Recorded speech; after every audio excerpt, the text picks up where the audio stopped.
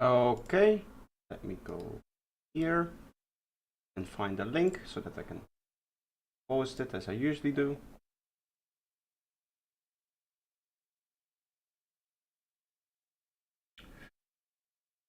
Stream announcements, there we are.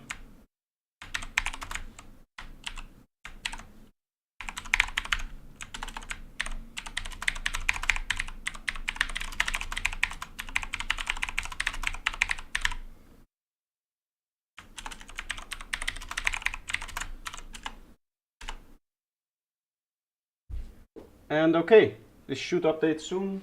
I have a drink. I don't have any snacks, but that's okay.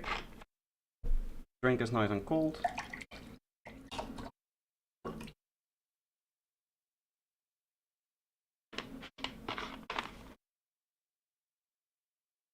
See? We'll just get started. Today, my plan is to work on a new track. As you can see, just started a new production. And I want to start using Stepic, because it's really, really powerful now. I don't know if you guys have already seen the video that I made on it, or if you are in general just keeping up with the updates on Stepic. It's a tool that I've always had, ever since the time that I made that video. It's always been like in my menu and something that I would occasionally boot up to experiment with. Now though, with the capability of having MIDI play on note, which is my default, you don't have to like mute and unmute it. What you would used to have to do is go through your playlist, and anytime you would want it to play, you would have to go like this, and any pattern switching that you would want to do, you would need to set like this, and it's really annoying to play with that. Now, the easiest way to do it, in my opinion, is the way that I've set it up here, where you have just a bunch of ways to switch between patterns, and then you're using one note to just triggering it. Right, so the pattern switching is happening here. We'll have maybe 3 of pattern 1 and then of pattern 2, and I'll just put that there, and then an octave higher I'll make the note that is actually triggering it. And now you can see we have playback. You can see the MIDI playing there, and if I load an instrument on it, we have our playback. So let's make the notes a bit shorter. And let's create a quick sound. I would say the only annoying thing that I have now with Stepic is that I cannot press play when I'm in here. I'm hitting the spacebar. You can hear it with my new keyboard, I think, as well. I don't think that there's a way to have the spacebar be sent through Stepic, to not have it catch that spacebar. I think there's a few ways that you would, I don't know how it's written, right? This is obviously, there's like Max for Life stuff involved as well. So I don't know exactly what kind of code there is. Usually in code you can kind of exclude triggers like that, like a spacebar. So maybe that is possible. It would be, in my opinion, the best workflow for it, if you could just play directly from the app without having to, you know, turn it off and on again. For now, let's just get a MIDI. Is this a paid plugin? Yes, this is $40. The reason why I'm advertising it partially is because I have an affiliate link, so obviously I stand to gain from it. You know, making a little bit of extra money, but it is a paid product that you can buy. It is very, very cool. Obviously, the capabilities are amazing with what you can do. I want to start by just kind of getting a random ARP, and this is the annoying thing. Now, if I randomize it, hey, now it works.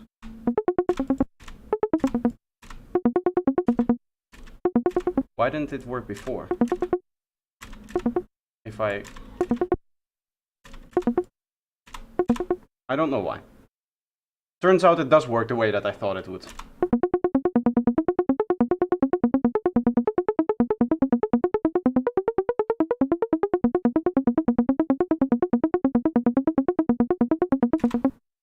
Which key is this in? I think this may be A sharp, yes. You know, it's still working.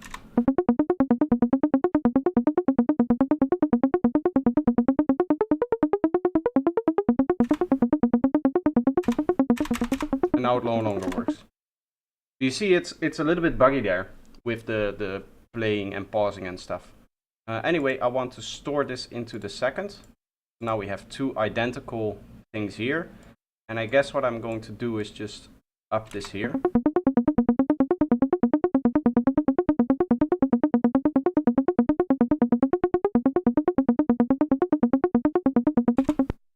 That's cool. What else can we do? We can do some automation. Let's set up our automations. We'll set up one filter cutoff here. Configure, move it, and then you can turn it on, map it here. And now it's mapped. And again, I can randomize this.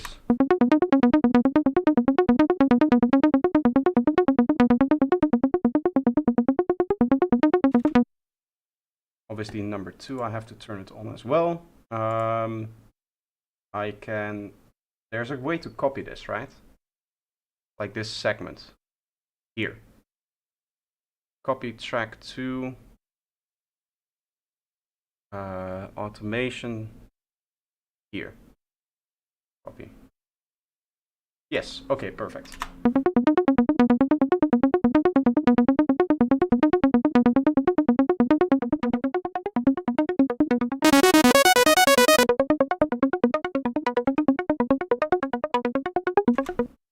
Get a big phaser on there.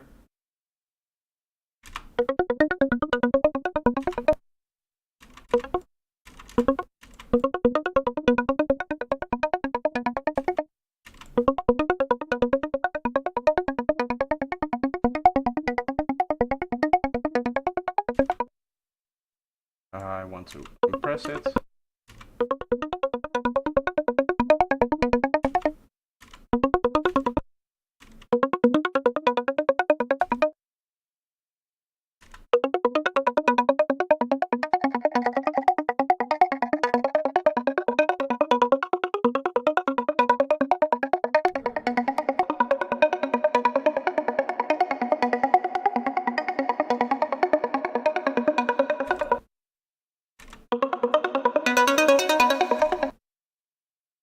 Nice. Is it a little bit too loud? Ah, my own volume is too loud. Okay. Baldur, how are you doing? Zen Lion, welcome. I didn't say welcome before, even.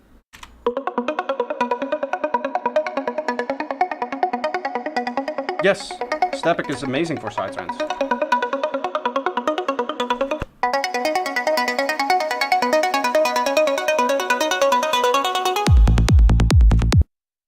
Obviously, there's a lot more work that needs to be done there for that to work.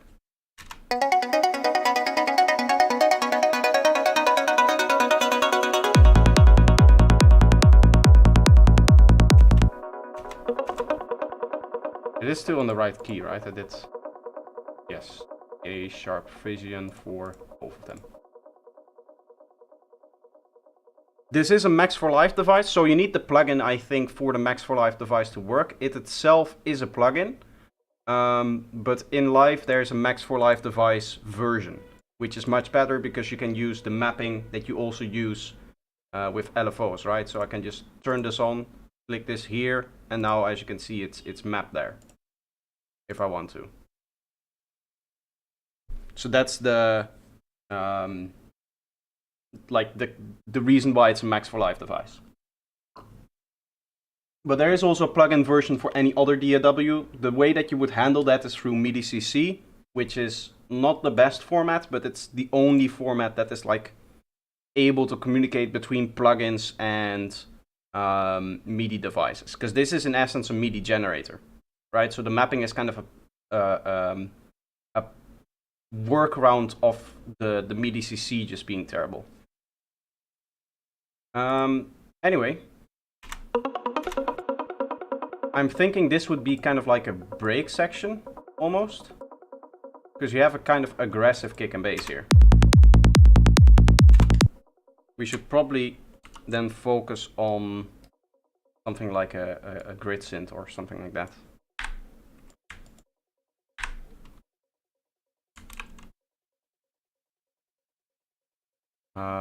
Let's put the grid synth on there. I'm just going to start like sound designing and doing random stuff, I guess. And then later we'll try to write it into a track. One of the cool things that you can do is get like rhythms and stuff. Let's get a tone here. Obviously we want this to be a little bit lower.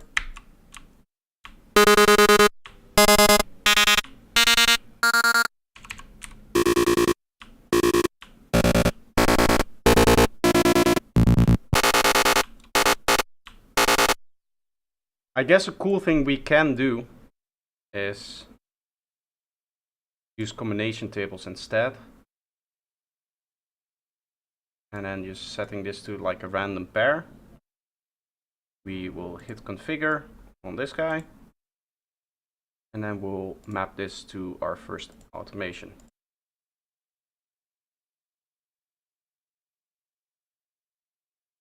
And we should, if we randomize it,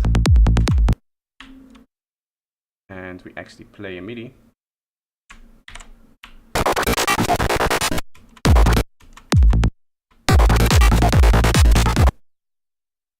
Okay, so that's not sounding the greatest right now, obviously. I'm going to reset all of them but a few, like this, and then we'll see what we get.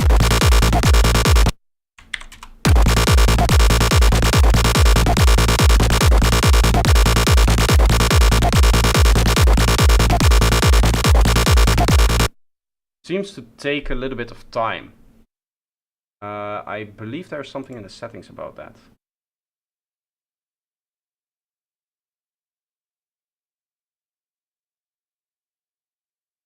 Isn't there? Here?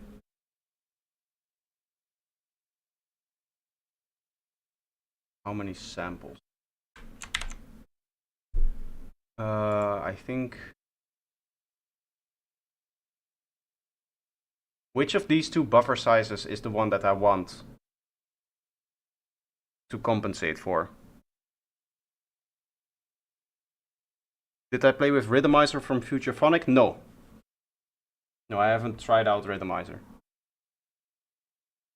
To be honest, I have enough rhythm tools right now. I got Stepic, and I also recently got a whole bunch of tools by my good friend Altar of Wisdom, which I've been trying out.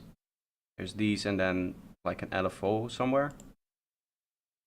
These four, and then there should be a few more. Maybe this is the one actually, or is this the MIDI version? Oh, here, yeah, auto gate, auto glitch, and then multi LFO.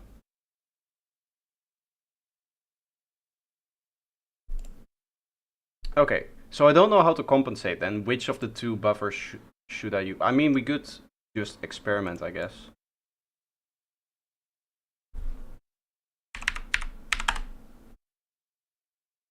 I'm sorry?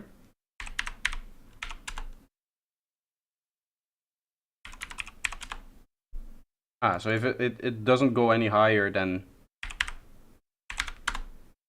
this, I guess. Okay. Does that mean that I need to change my buffer size for this to line up then? Also, I want this, so I can click on the timeline.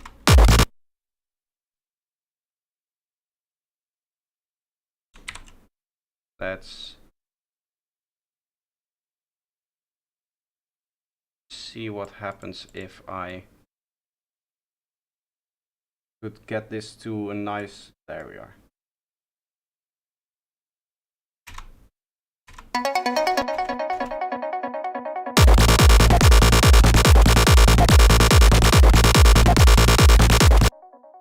It still feels like it's sliding. I don't know if it is though. Is there a way that we can... I guess this is more of like an experiment on how quickly the automation changes.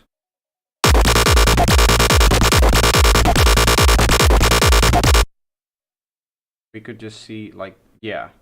You see the waveform takes a while to change back from where it was.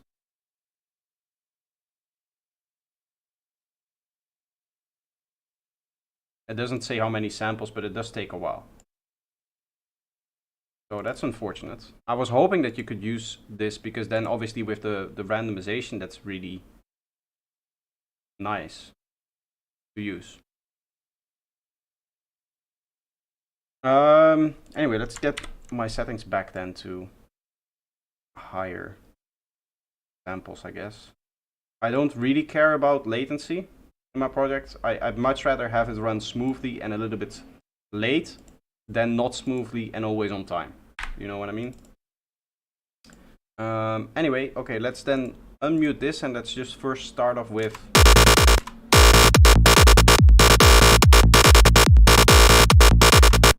something like that. That sounds pretty good to me already.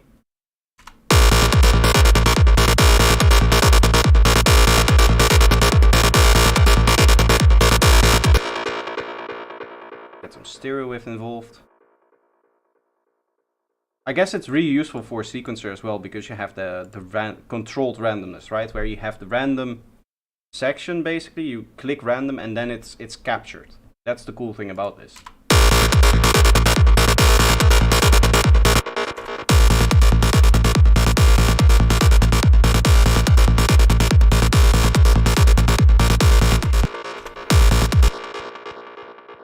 Okay, there is a way to set this. If I set this to 3 and then this to 1, and we store this pattern in here, so then this again goes 1.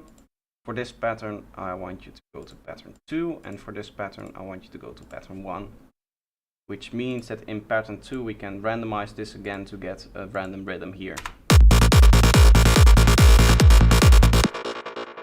And obviously starting here, trigger.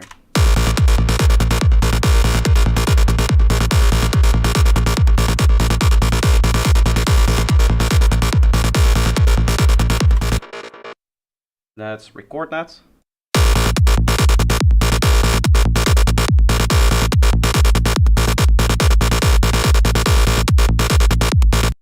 I mean, I realistically only need the 4 bars here, because we've already generated this. I guess the cool thing now is if we want to combine this with another one, I can move this and then randomize both patterns. Random, random.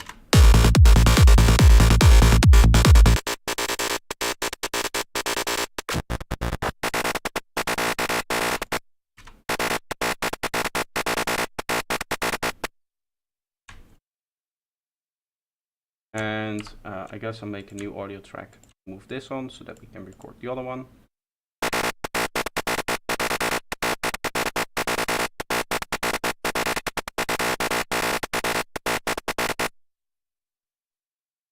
That's very cool.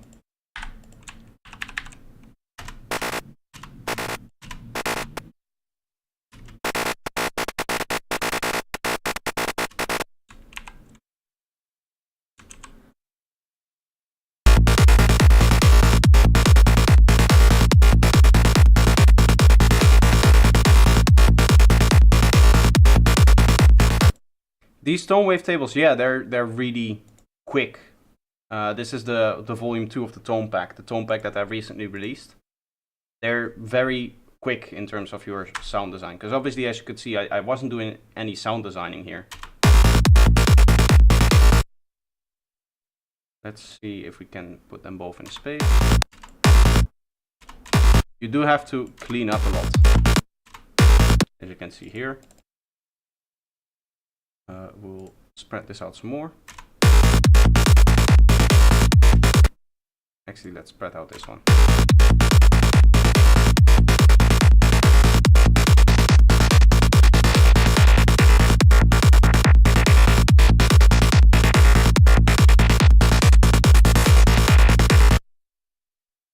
That's kind of cool if we play around with the frequency here. It's It's not your kind of traditional filtering, I guess.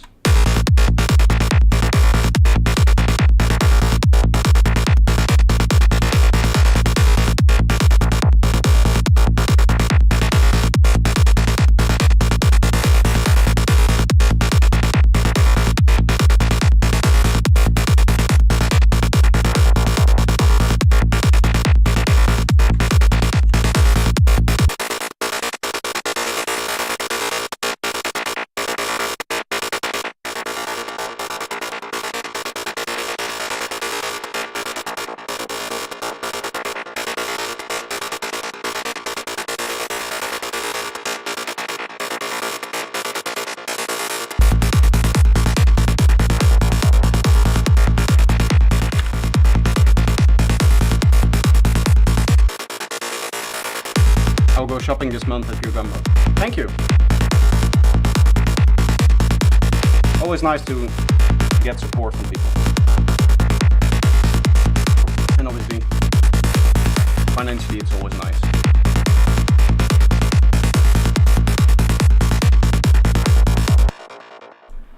Let's add some drums to this.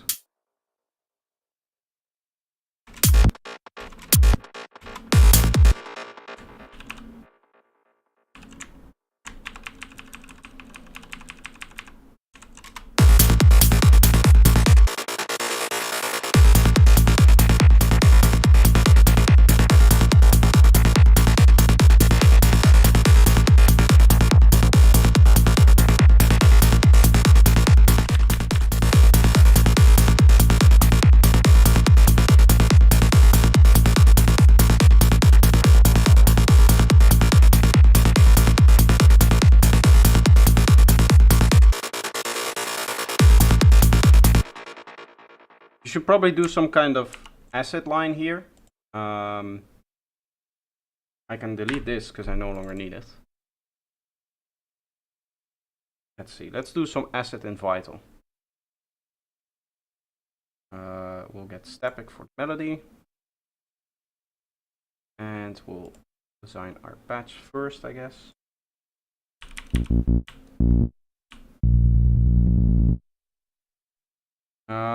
Let's set up our macro system here. This is going to be like overall texture of it. We'll set an envelope to it.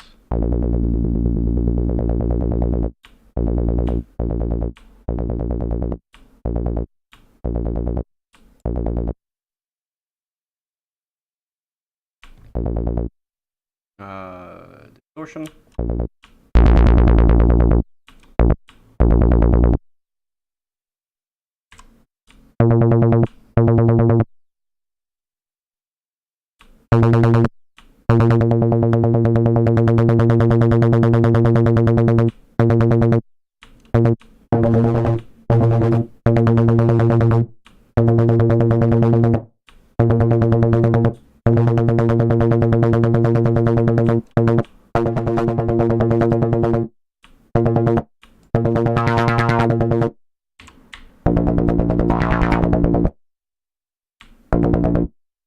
And then this final modulation will be the overall like openness of it.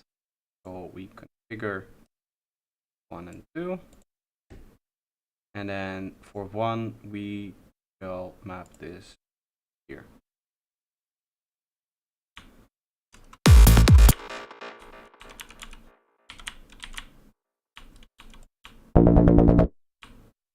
Yeah, it doesn't work with the key anymore now.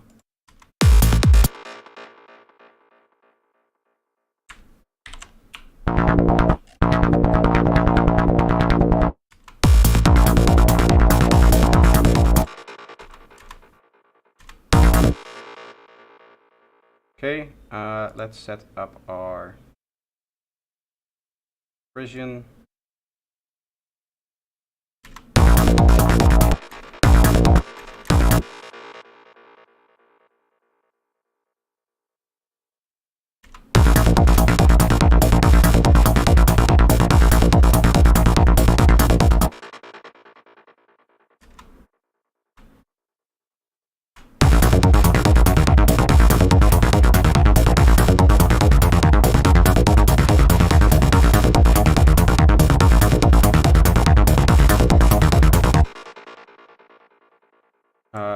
Yeah, I can set it reset, and then let's make it 8 long and then randomize that so that we get a quicker pattern.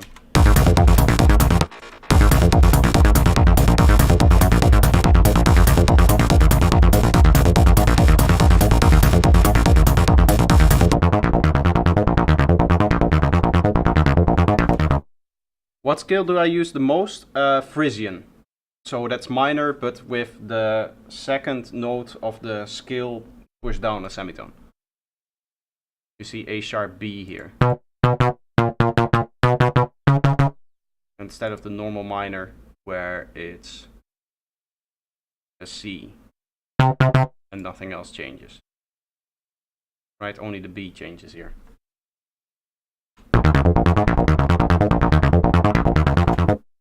It might be cool to turn this into a, let's say 10 maybe.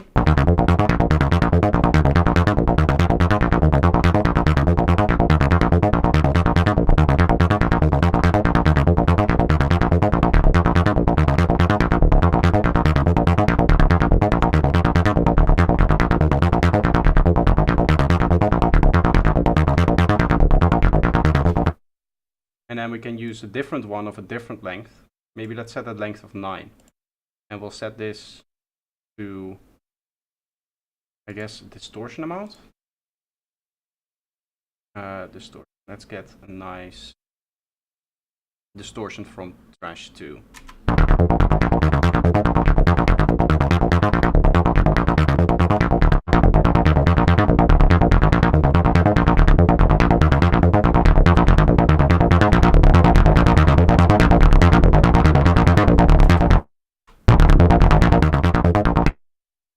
We can configure this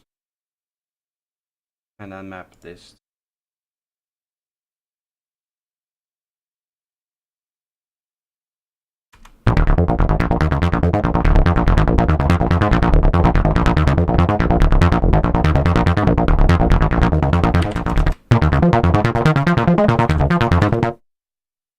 I believe the best method is still to use the pitch after it.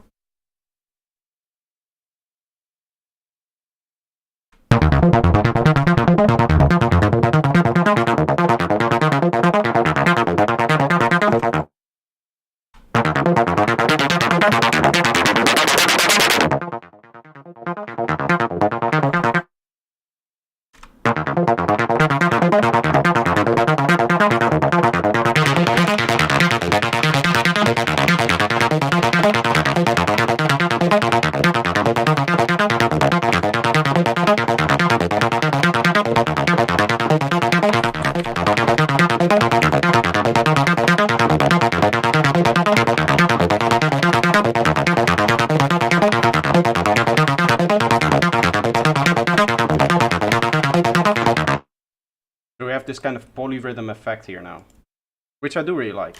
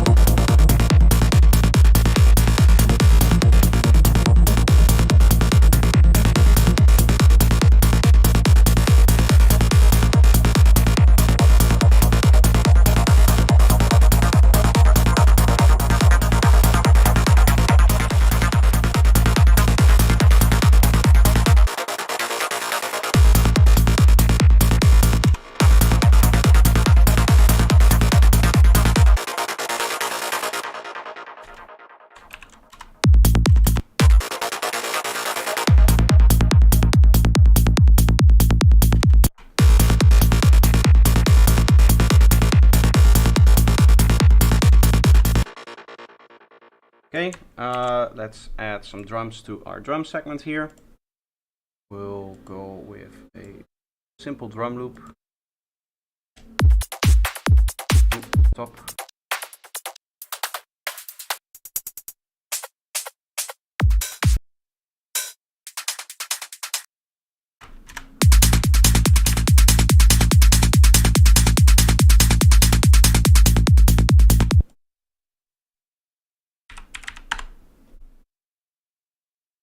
Shuno, how are you doing? Not going to even pretend that I tried, but I did spend a little bit of time trying to remember how to pronounce it, but...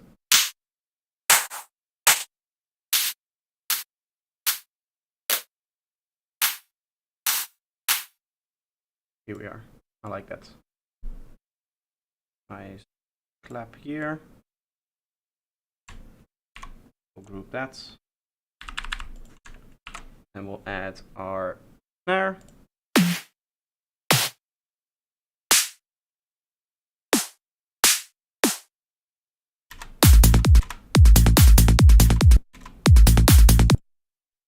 Of course, this has a fundamental which I don't really want.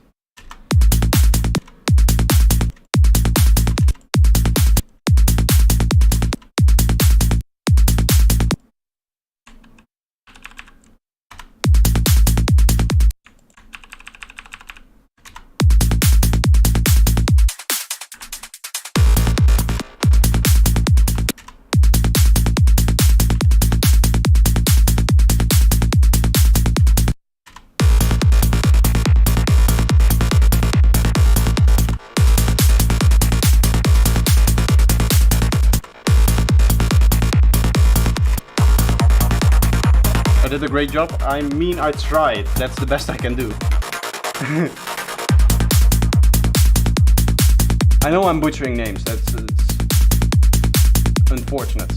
It's just that when you're viewed from all over the world, you know, there's just some names that are hard to pronounce.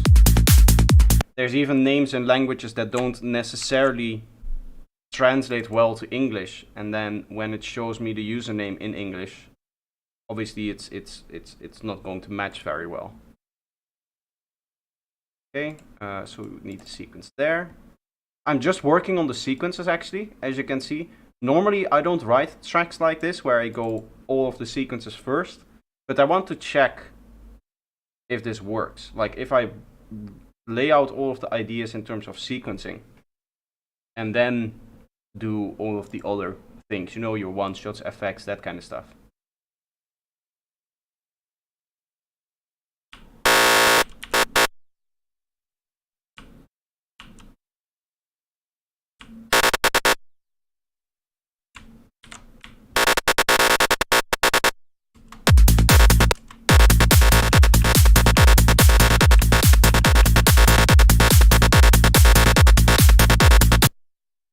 I'm thinking big comb filter on here.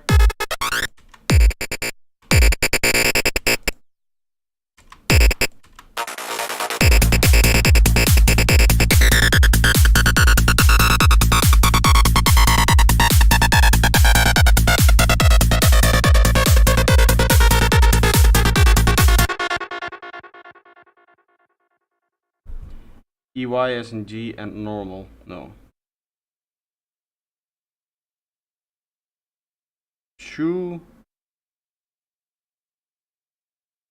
Shungo? Then? Yeah, as I said, it's not my strongest thing. Isn't there a way, like a language that is specifically designed to be written like phonetics? Is the word? The way that you use your mouth and stuff like that? I don't know how to read it, so it wouldn't matter, but...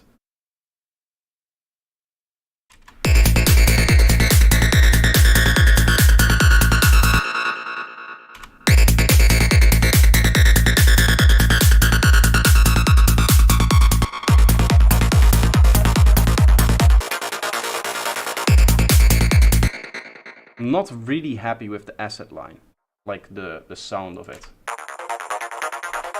Let's try some different melodies.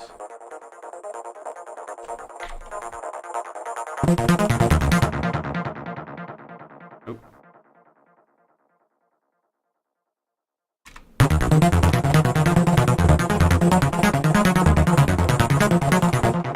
Obviously, I would like the root notes in certain places. I think we can lock these three and then just randomize between different rhythms.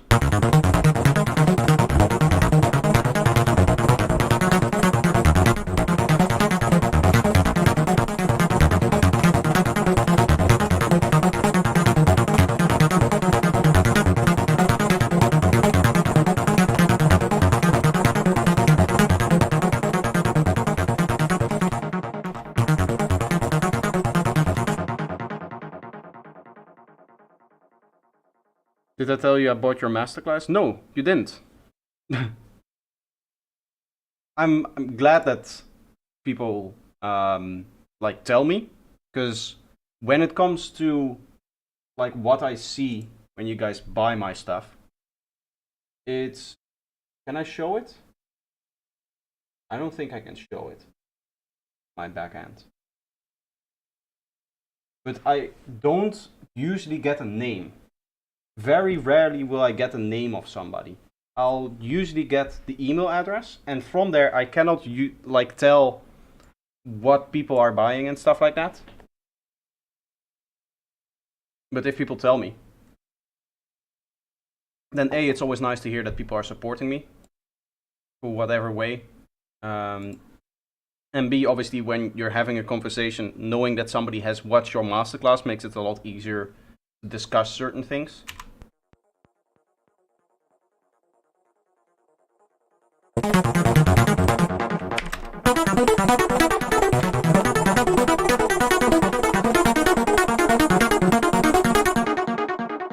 I think overall it may still be...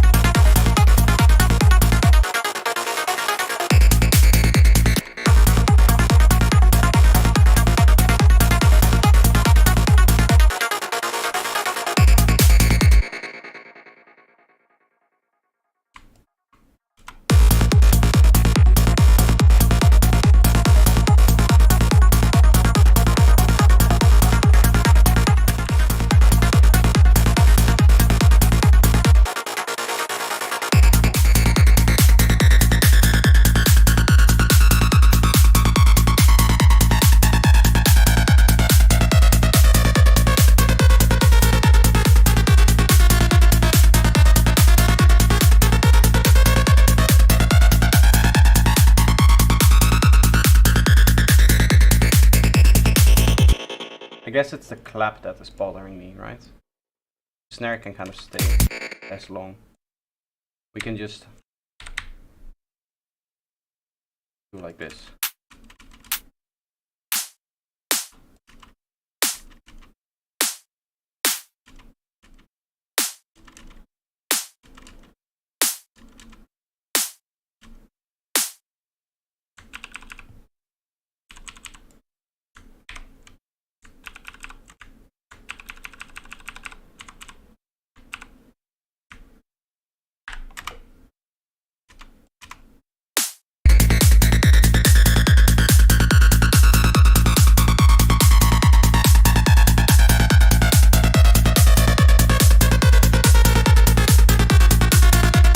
Learned a lot already, and I'm still in the second episode. Yeah, that's very, very detailed way that I went through it. Obviously, it's like a whole production, so I go through all of the things that I usually do. Metal, how are you doing? For one, your caps lock is stuck. I don't know why. But it depends very much on the track.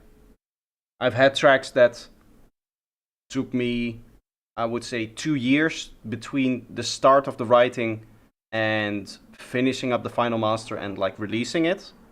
And then there's other tracks that I write in it and mix and master in a day and then just leave and then I guess come back to like once or twice to make some final changes and then it's finished. ALDFG, how are you doing?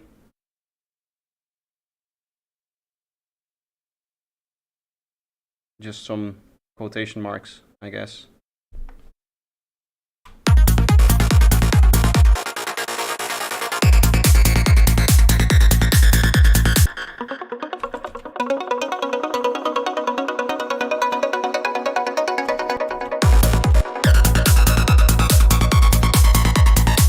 Sweep, sweep.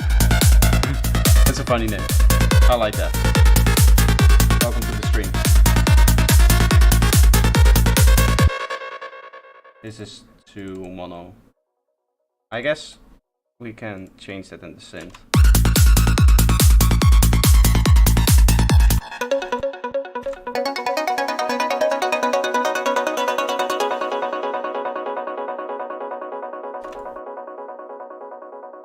so that would be, I guess, kind of like a break.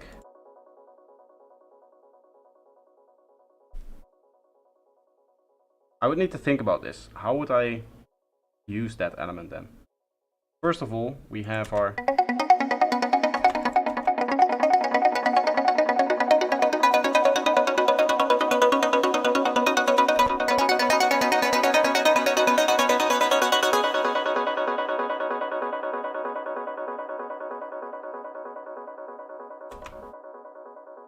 you can pretty much finish a track in a shorter time, yes. Like 2 to 4 weeks. It's going to depend so on the production that it's giving an estimate of how long it takes me to finish a track it doesn't say anything about the quality of the track. The track is finished when I'm done with it. And whether that happens quickly or not quickly doesn't really matter.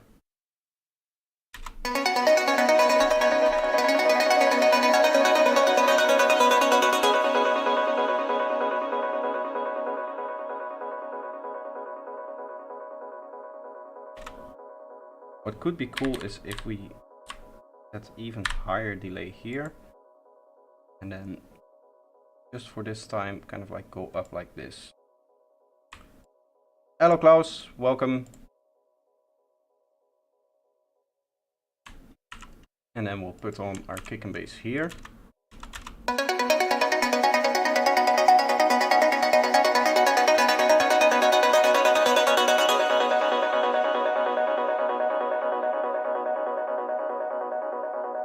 Frequency shifter.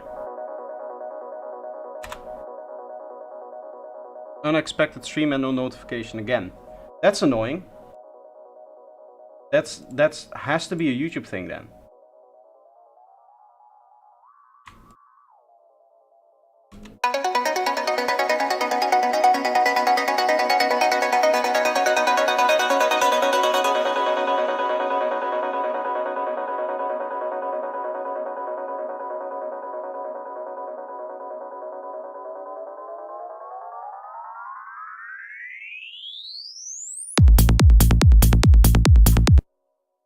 Obviously I don't want reverb here. I guess we can put the reverb behind it and then make it all reverby, and then when the kick and bass comes in,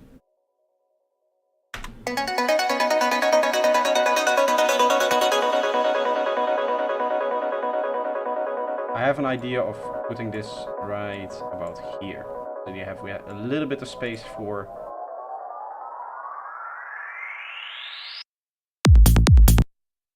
any potential like fill element that we're doing. For now, let's delete our hats from this part.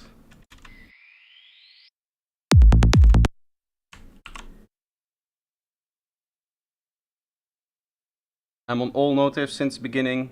Yeah, then that's a YouTube thing. I know for a fact that YouTube is experimenting with, you know, everything dynamic, and it's always more about the recommendation system. That's where it's going. And obviously that's a good thing, because at the end of the day, when content is targeted specifically for the user, they're more interested in it and they're more likely to click. And obviously for YouTube, that's the end goal.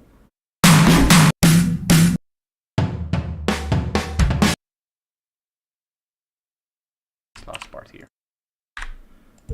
But sometimes there's like weird side effects of it where you're really interested in a channel, but it still doesn't actually like register that. I have been and the opposite is true as well. I have been getting Andrew Tate like YouTube Shorts recommended to me for at least a year now, and I have never ever watched it. Never. I always see, when I see Andrew Tate, I immediately scroll up. I don't want him in my feed. I don't want to be listening to whatever he says, because I don't care about the guy. I think he's an idiot. I think he's a sex trafficker, and I don't want to hear any information about him. But it just keeps pushing it on to me, like there's something about it that it thinks it knows that I like, and it just doesn't get the clue that I don't want it, right? I don't know if there's any Andrew Tate fans in the chat today, but Please don't explain to me why I should still watch him. I don't want to hear it.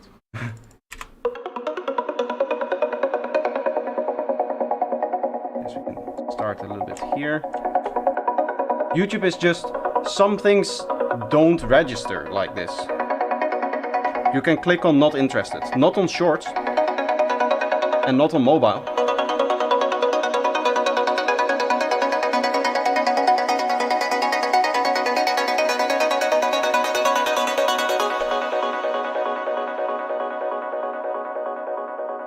I think you can do the stop show me this. Not in the shorts. That's the problem. Again, don't recommend channel is not the problem. It's the shorts. When I'm watching shorts.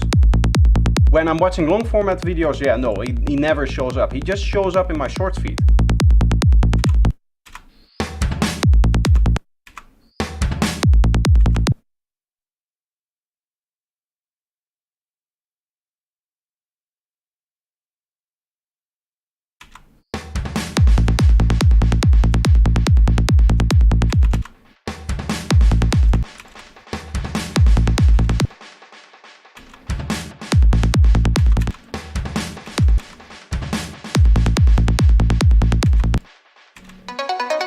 Hello, Mindy. There must be something about it that YouTube knows about me that I don't know, maybe. But it's just so annoying that it just won't go away. Overall, I think shorts as a format aren't really the best. That sounds a lot better. I do also like this ARP. It's hard building it into this track. I think we might have a little bit of a strange baseline for this track. Because this is your kind of Vini Vici style baseline.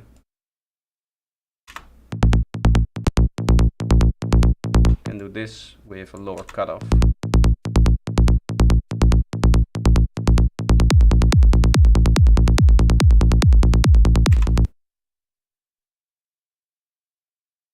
Here we wouldn't need any grid synths.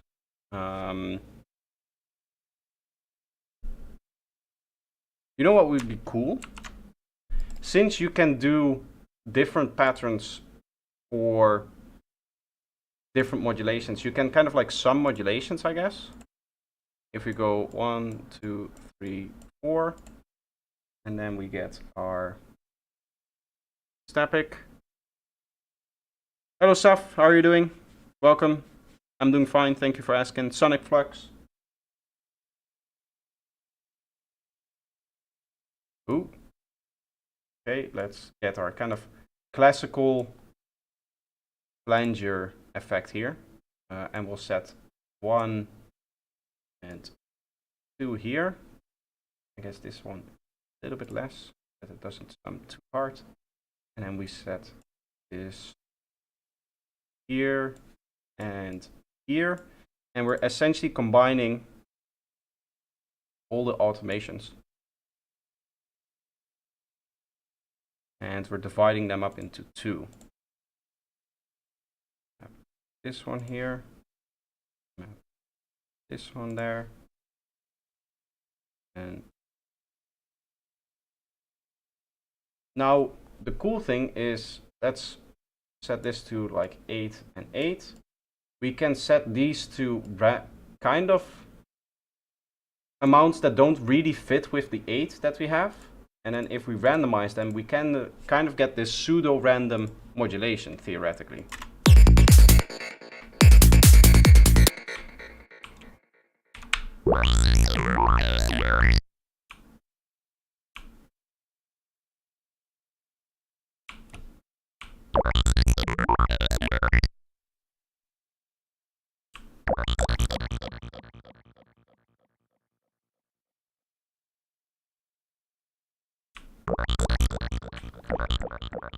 If you have changed the folder, you should just open up Omnisphere, and if it doesn't find the folder, it will ask you, right?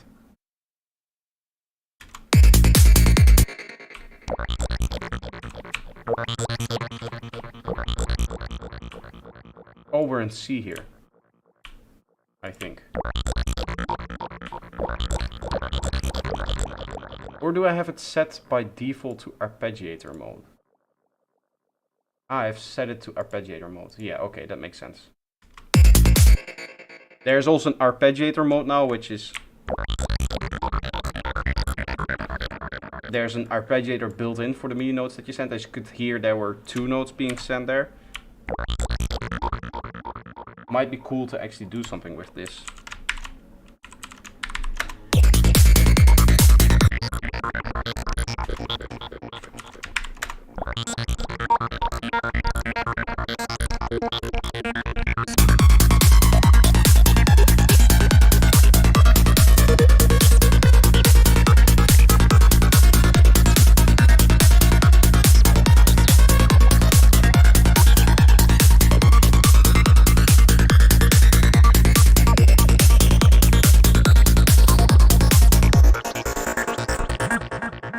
It is not instantly snapping, I think. I feel like making ambient today. Then Omnisphere is a needed plugin, I would say. With the amount of ambient tools and stuff like that that is in there.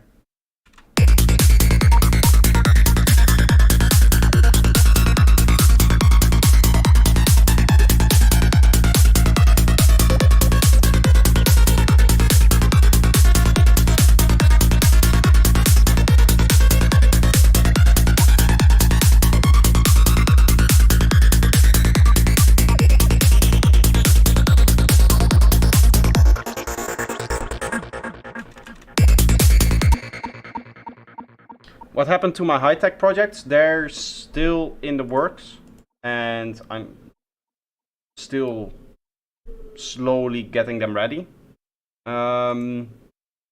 It's not I'm not the kind of artist that works on it. Unfortunately, I cannot be the kind of artist that works on a track and then just finishes the track and then immediately releases it after the stream.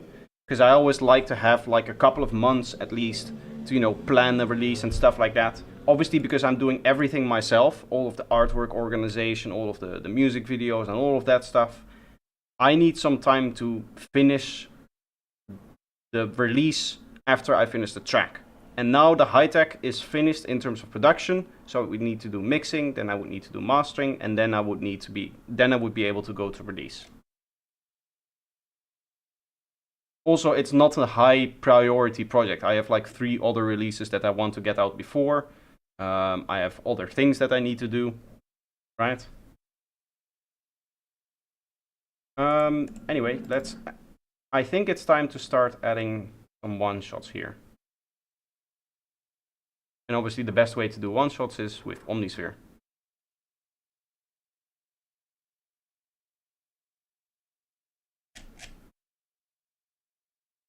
Just get kind of like a random sound and see if it works. Nope, this isn't. I guess you can go into the individual ones.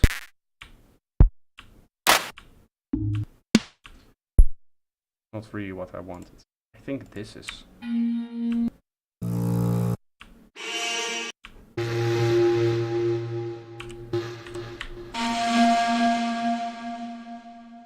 Omnisphere doesn't seem slow on my computer. It is very slow.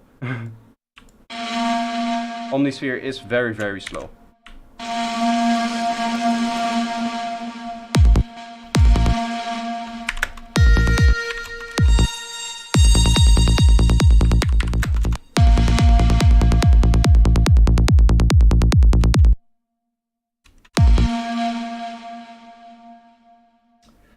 Let's go.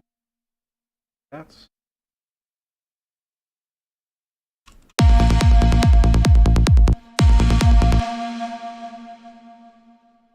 there's a second page. Where is the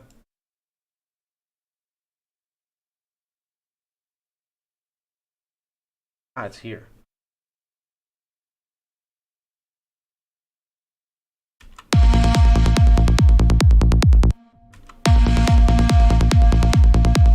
I was hoping there would be a ping pong mode on this thing.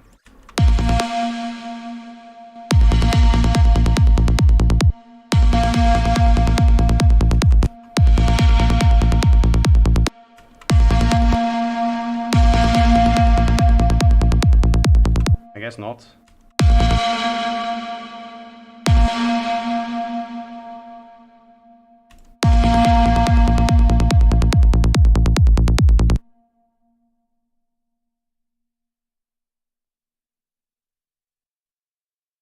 I do have a very, very fast computer. So I guess I noticed the lag a little bit less with the first few instances. But it is...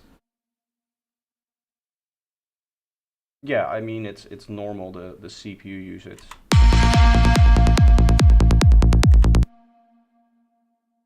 It's not out of this world yet. If I get a 10 or 12 instances of Omnisphere, it does get very, very slow.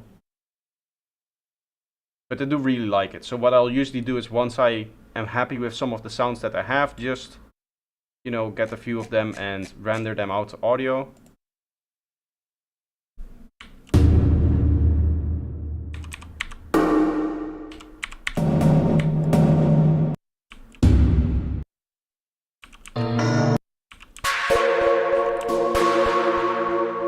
That's cool. I like that.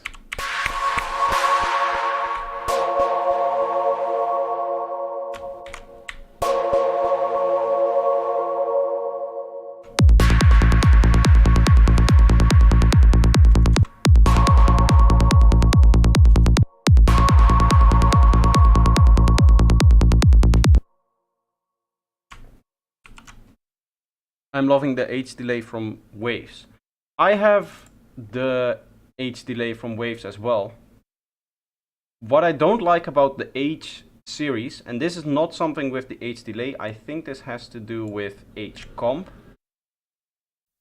By default, when there's no compression going on, we'll set no ratio, make sure that the attack is slowest, the release is slowest, no punch. I believe it still outputs more. Or maybe that is the punch thing here.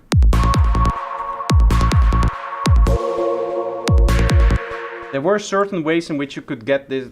This thing would always output more volume even when it wasn't compressing. And that's usually a sign of plugin makers trying to kind of mess with you, because louder, obviously, we perceive that as better. But if you're mixing, then obviously you don't want that.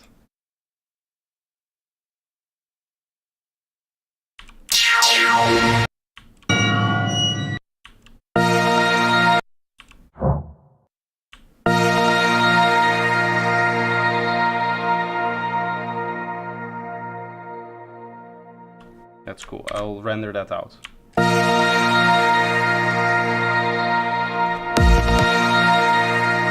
This one I'll immediately freeze and then flatten so that we can reverse it.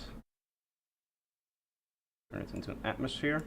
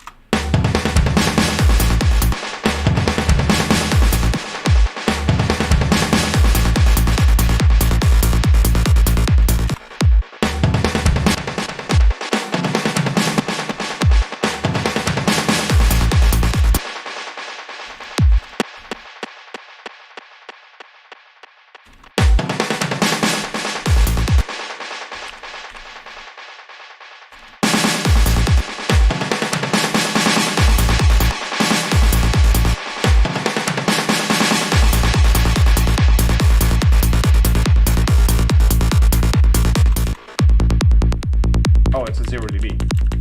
Ah.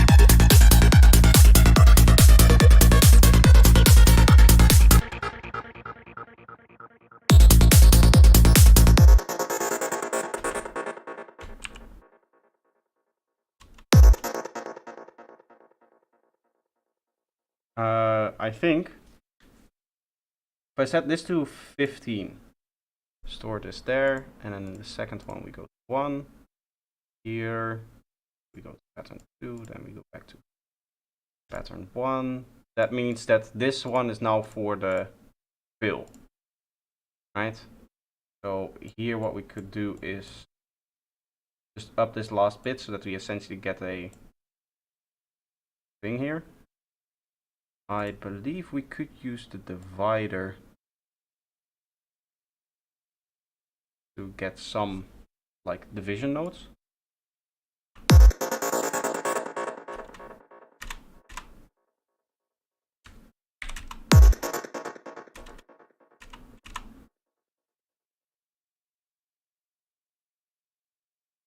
For now, let's set this to same so that it always continues.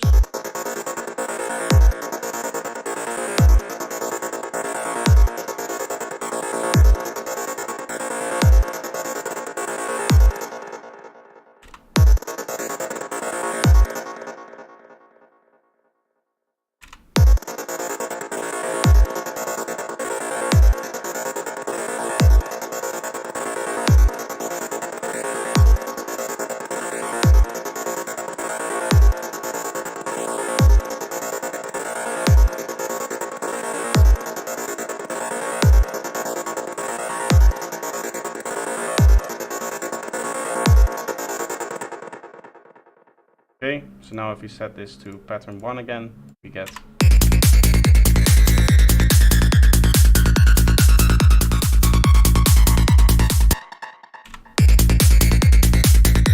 and obviously we wanted to trigger at pattern 1. Is Stepic free? No, it's $40 I think. I'll check for you.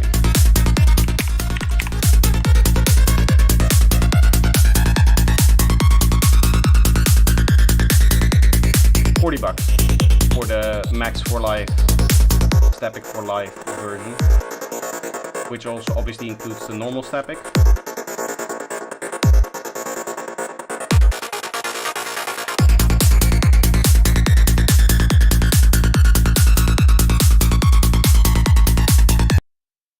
I'm going to freeze this.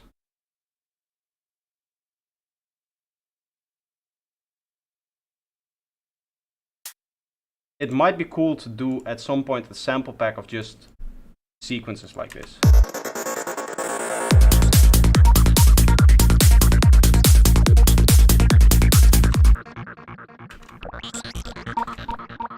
We go one more like that, and then this is the kind of dynamic area, I guess.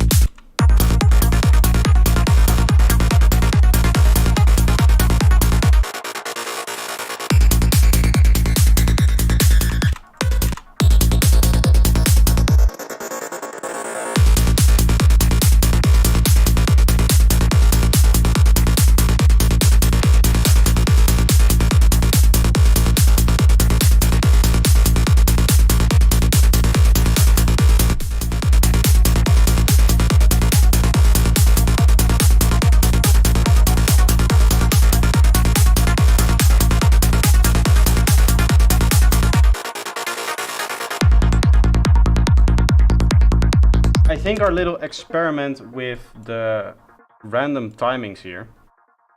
This is on 8.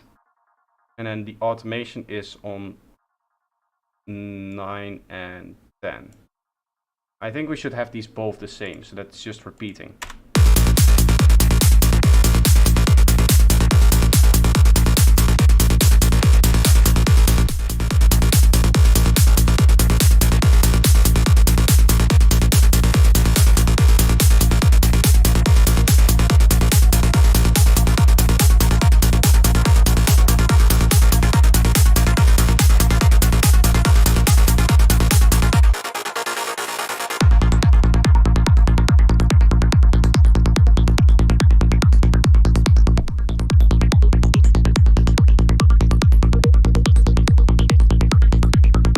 That sounds nice.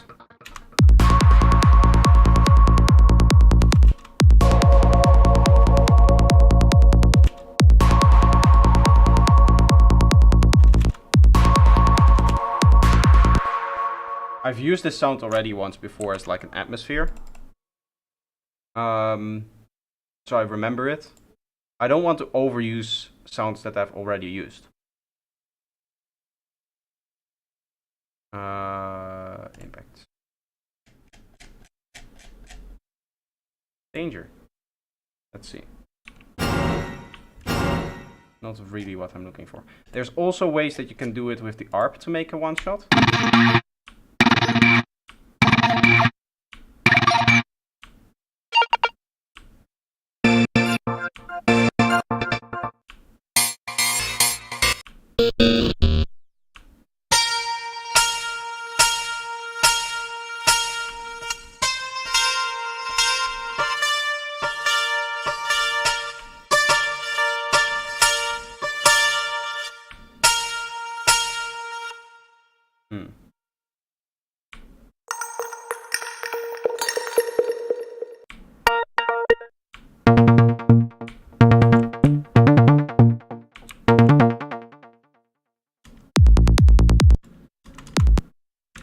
When it comes to something like this. 1, 2, 3, 4, 5, 6, 7. 1, 2, 3, 4, 5. 5, 6, 7.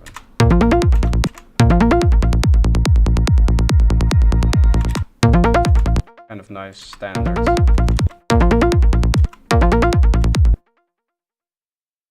I would like some more pluck in here. This is actually made with nice.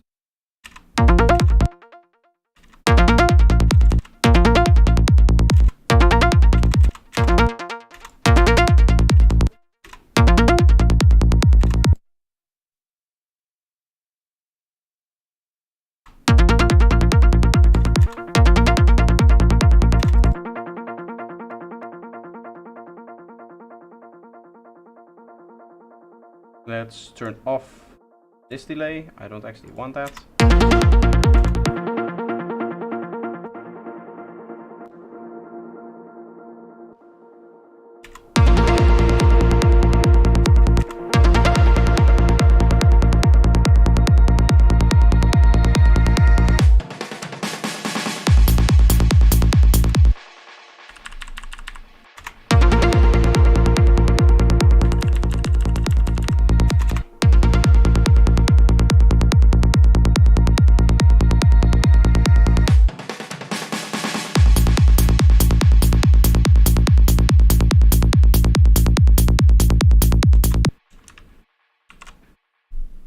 Here I have an idea for kind of like a gritty sequence, but I do want to just make it as a normal sequence like I normally do with the MIDI programming.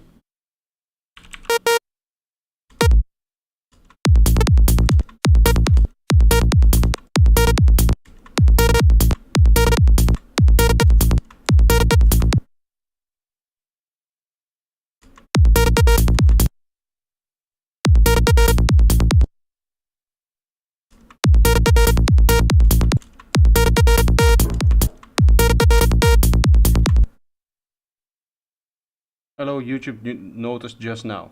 Yeah, see, that's what happened to Klaus as well. The notification just not coming or coming very late.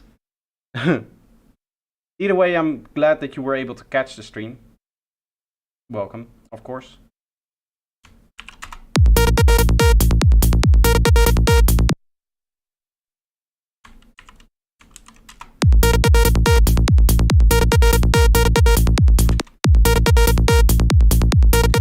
Something like this where you have a rhythm in mind is much easier to program in MIDI still than it is in Stepic. But if you don't have an idea, then Stepic is just immensely powerful. Now obviously for the sound design. Nope.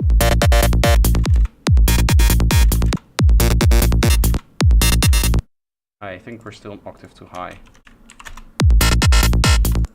Yes, not really the sound that I'm after. You were only 41 minutes late. You're not late for my stream. There's no obligation to be here. I always feel, I wouldn't say bad, but sometimes people say like, oh, I missed the stream, I feel so bad for not showing up. Like, you guys have a life. You don't have an obligation to be here, I guess.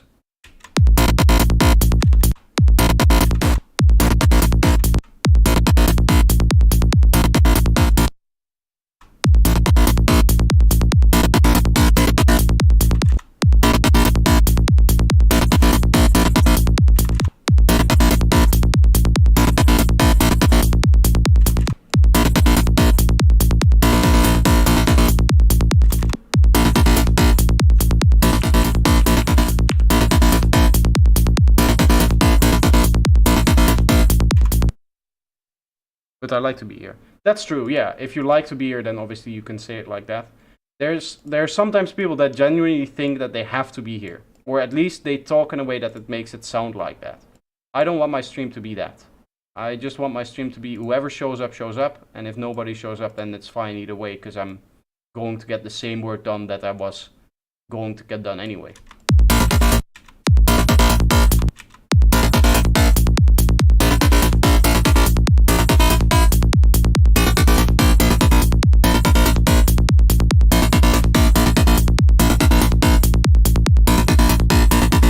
Like we're skipping classes.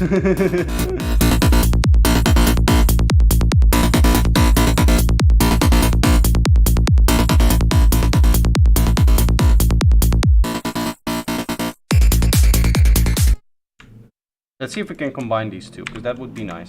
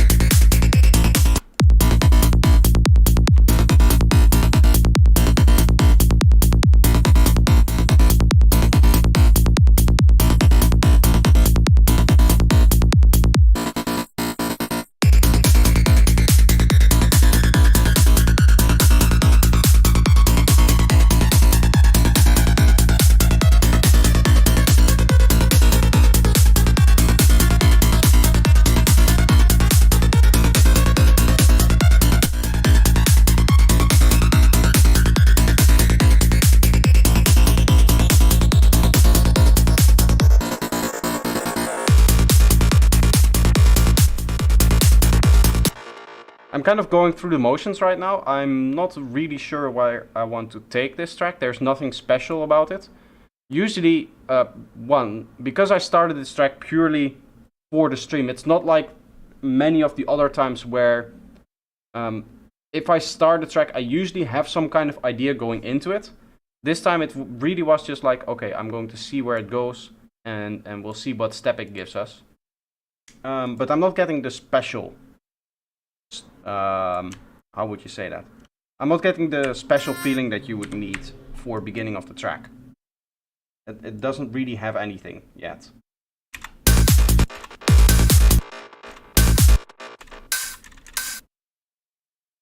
I like that. I want to pitch that up.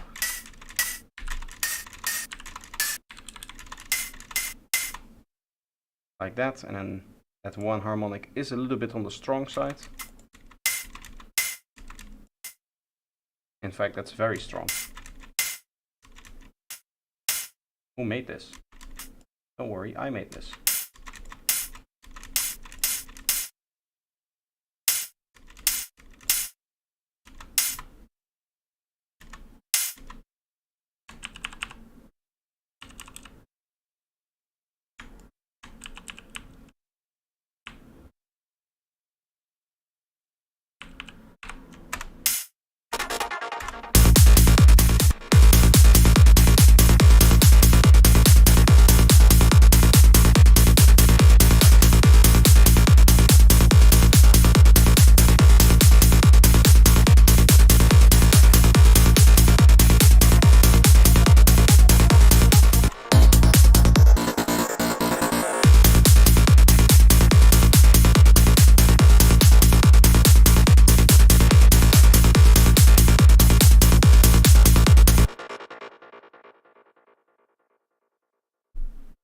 Steam file.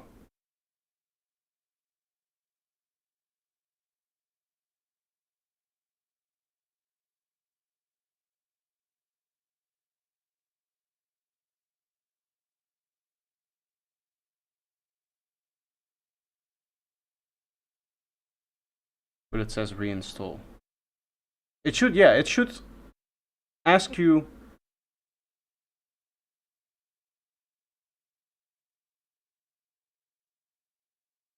Steam files where the patches are. You should be asked for the link to the root folder of your library, the library that comes with Omnisphere.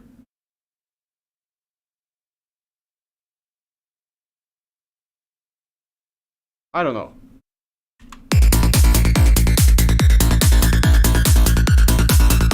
Honestly, stuff like these plugins, the Melda stuff as well, but especially something like Omnisphere. I set it up once and it has always worked for me. One of the reasons for it is I've never installed things like VST plugins and stuff like that on my hard disk, like on my C disk, right, the system disk, because you always get weird stuff happening and the system disk tends to change when you make a new PC. I have everything installed, including like the program that goes with it and everything on a different hard disk. I could take that hard disk out, I could put it in a new computer and the plugins would still run. So I installed it once and I haven't ever kind of like looked at it again. It does take a while to set it up that way so that it will just always work and run. But once it does, it's really, really handy. I unfortunately couldn't do that on like an external hard disk, because then what I would be able to do is unplug the external hard disk, plug it into my laptop and just kind of continue working on my projects. That would have been the best way to do it in hindsight, but I do have it like on a separate drive that is this easy and just purely for the purpose of all of my music stuff. I want to take a quick break. To be honest, this project is not really screaming inspiration at me. You can see that I just kind of messed around and went through the motions of getting like a first drop ready, but there's nothing in here that is really standing out creatively speaking to me. So I want to work on another project, which I'll open up. Which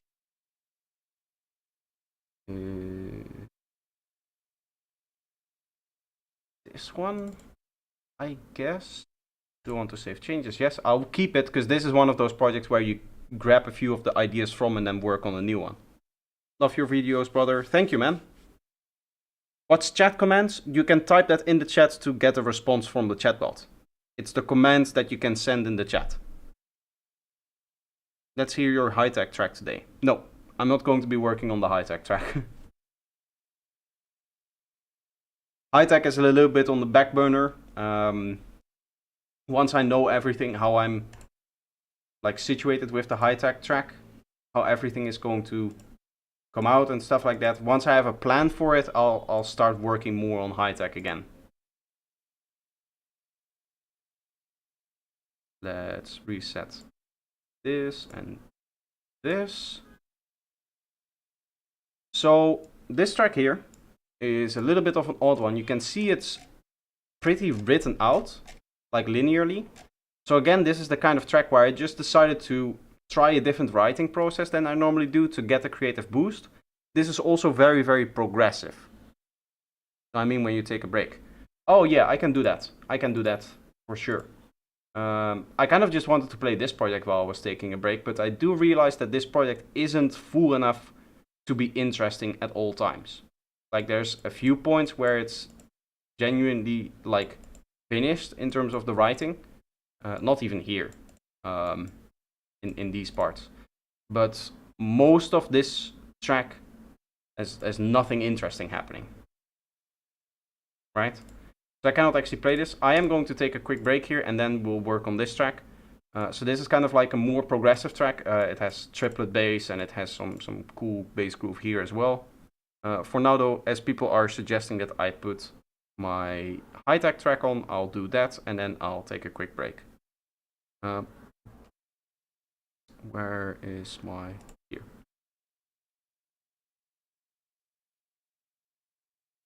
I think this is it, right? Yeah, I don't even remember which track it is anymore. Do you see how long it's been since I played the high-tech stuff? Since I did the high-tech stuff? But I think it's this one.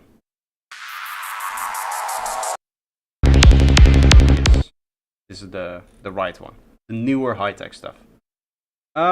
Anyway, I'll be back in 5 to 10 minutes as this track is finishing. And then I'll continue working on this other project. See you guys in a little bit.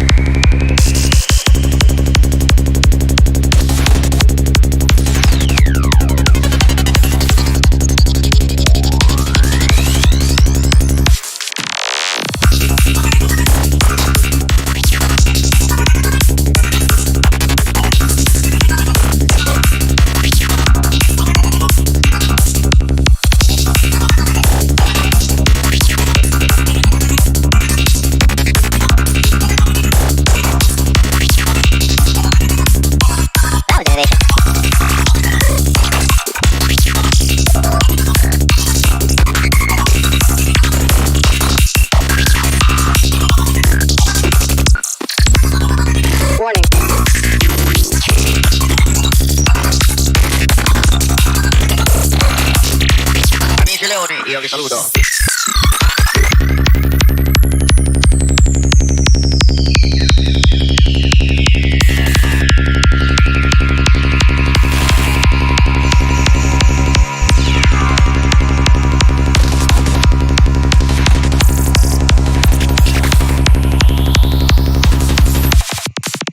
Power generation.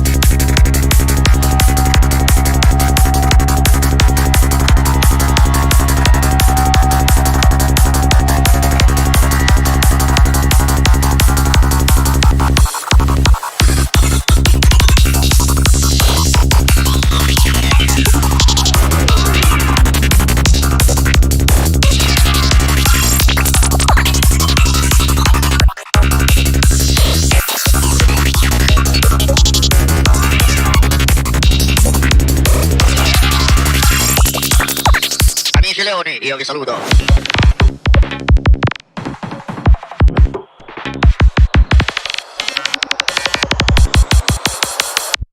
Sierra 1, we have a Black Hawk down.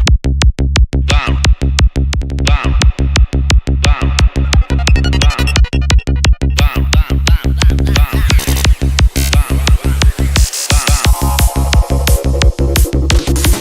I do really like how this track came out. It's indeed a very good sounding track. Especially for a first attempt at like high tech.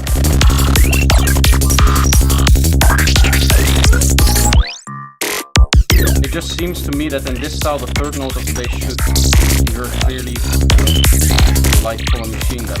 Is that not happening?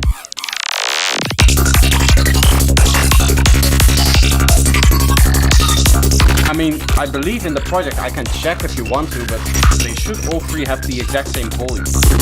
Which I believe is the way that you use high-tech. I don't think that the first bass note is more. Non penso te che stronzo. The third note.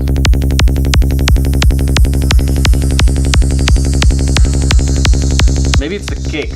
Maybe to get more of a machine gun effect you would want to punch, like the punch of the kick to be more in key. But I like the key. But the track is off. I do realize now that I mastered this track. So maybe I even mixed it. Did I mix it on session? On stream? I don't remember. I would have to go over it again and work everything out, and it's still in my old template format, so I would need to convert it to a new template and blah blah blah blah blah. The mix sounds clean. I mean, if it sounds clean enough, then I can just release it like this, I guess. I don't know why or when I would do that. If I were to just publish this as one track like this.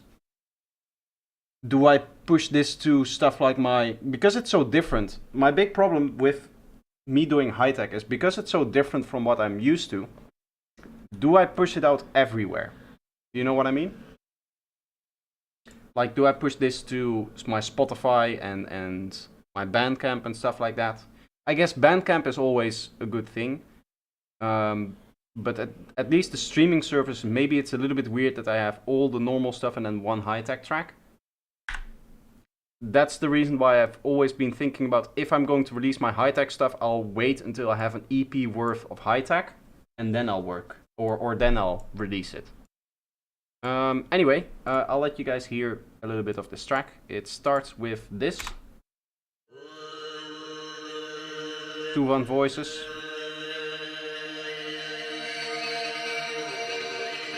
Made this cool kind of melody line.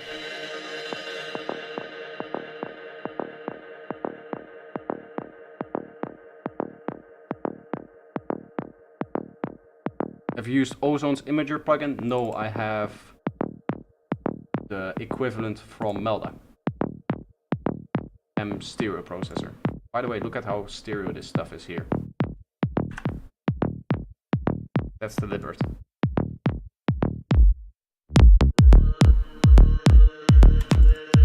What is not deliberate is the timing here. I thought I set the timing.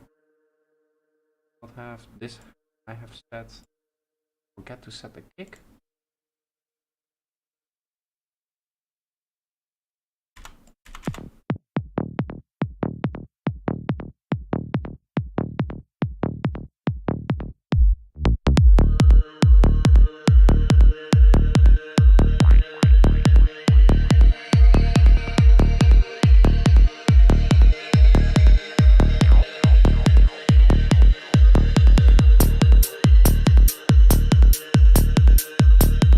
It is very much like very swingy, and it does have a few tribal elements. I did not do like all of the drums and stuff like that. I could consider just adding tribal drums to it as well. I don't know where I want to take the track from here. I do know that in this part I want very glitchy, mangling kind of stuff, which I already have. This vocal doesn't do anything.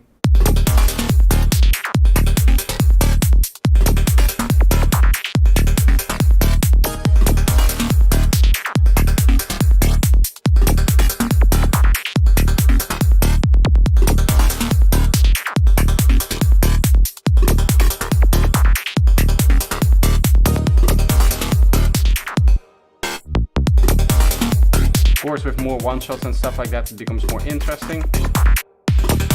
Here we have a build-up.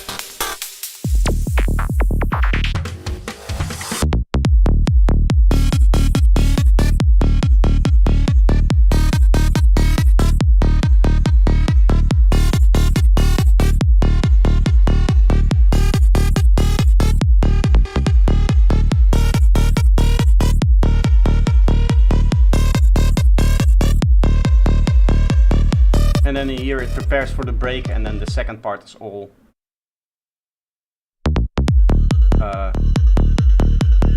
oh wait, I removed the thing here.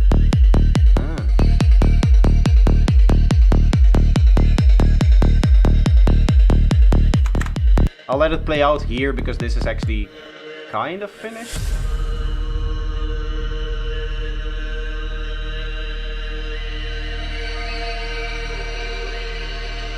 This is all triplet. That's what I wanted to say.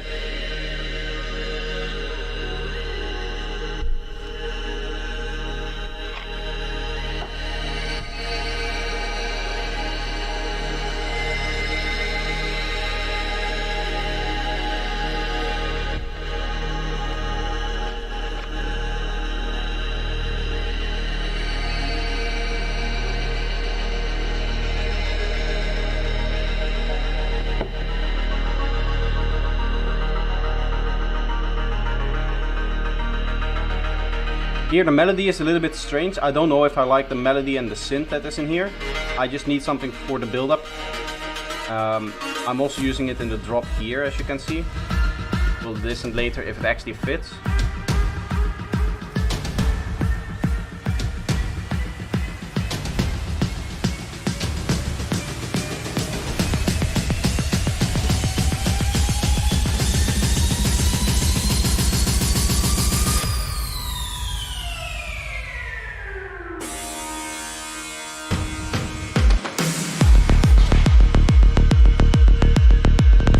I really like how it works with the tribal vocals here.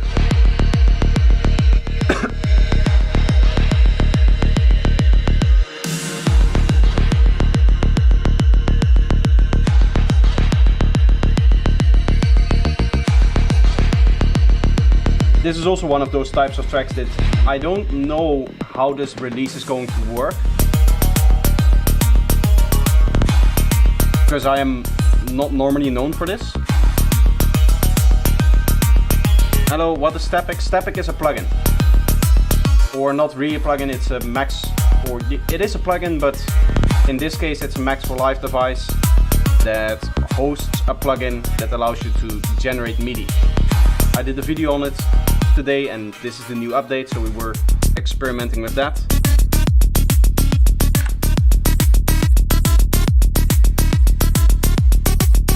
My favorite part is this part here, where the other vocal comes in.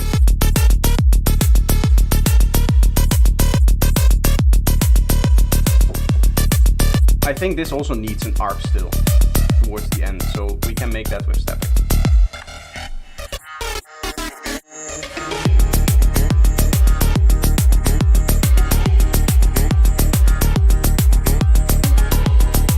Oh, I did the melodic thing here, yeah.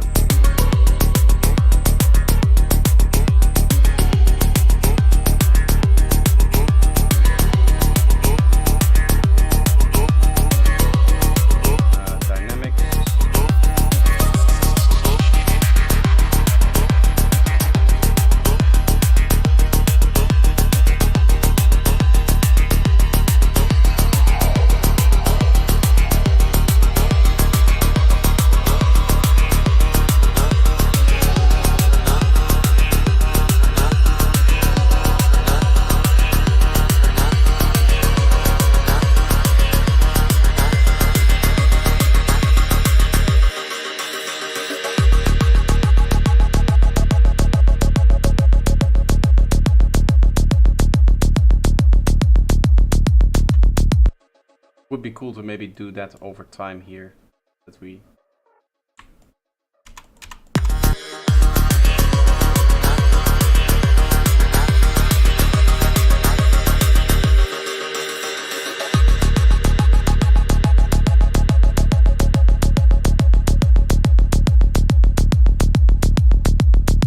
hoping the release would open up earlier there.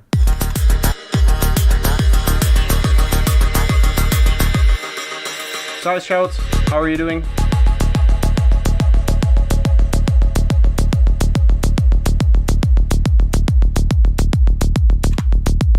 That's kind of what I want.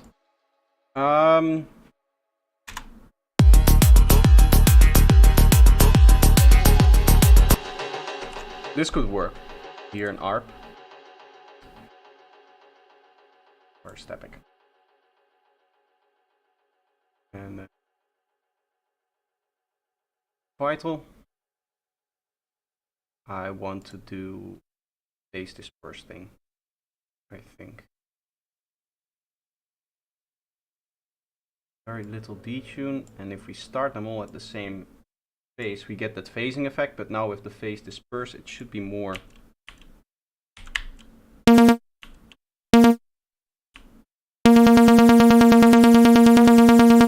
Yeah.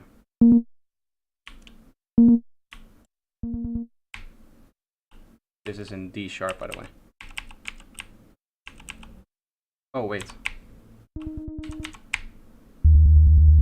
That wasn't working because it changes the pattern that it uses. It's now at pattern 4. So if you can see I can change it with the keys, which is my default setup.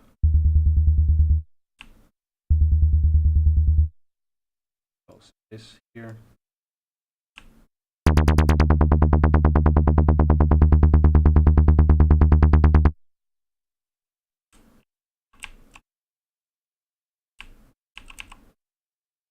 I want this to be Frisian, and here it's 1/8, right? Yes. Okay, that means that we need to set 12 patterns here, and let's just randomize all and see what happens.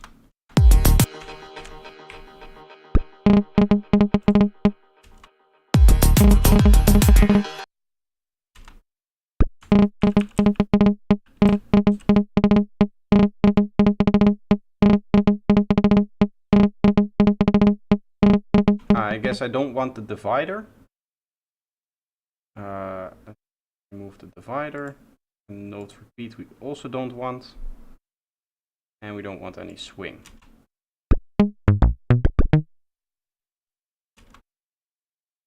Let's keep this normal. I should have just done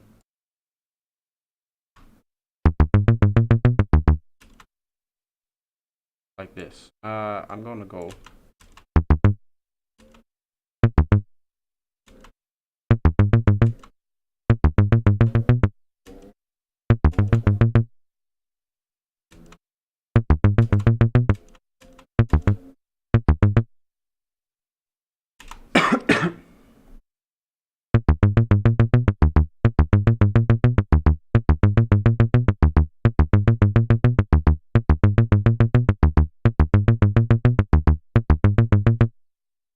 Why does this not work?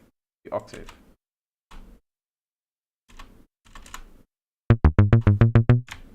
It doesn't like the octave for some reason. Did I mess something up when I randomized it?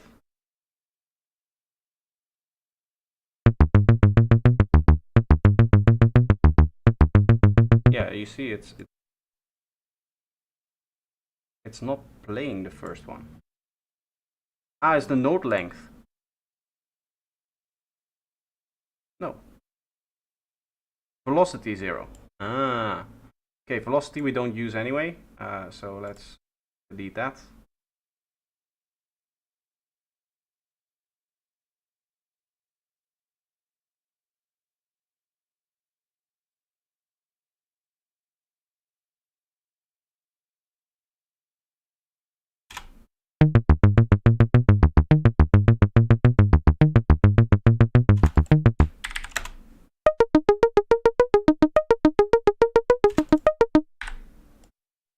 That's nice.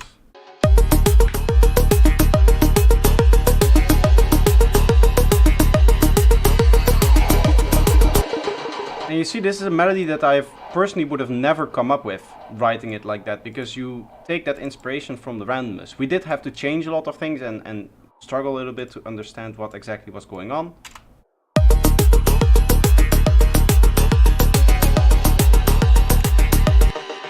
But now we have that.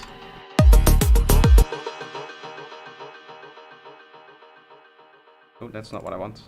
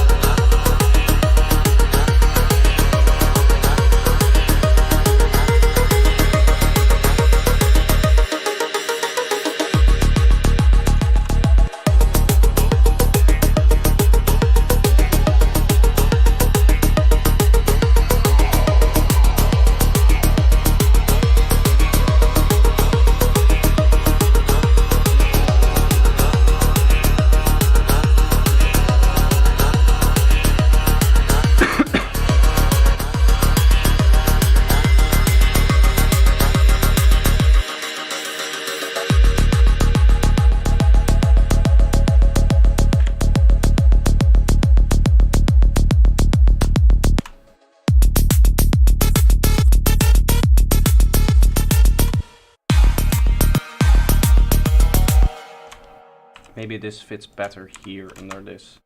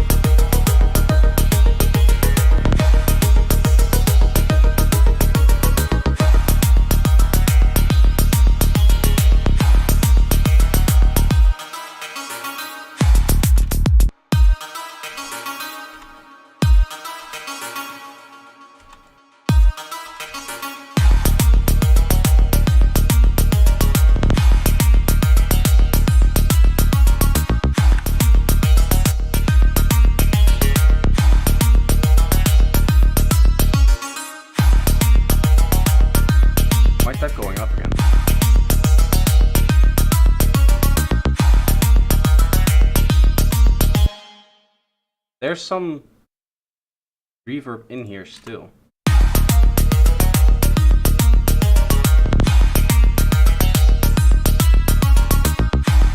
Ah, that's not the mix.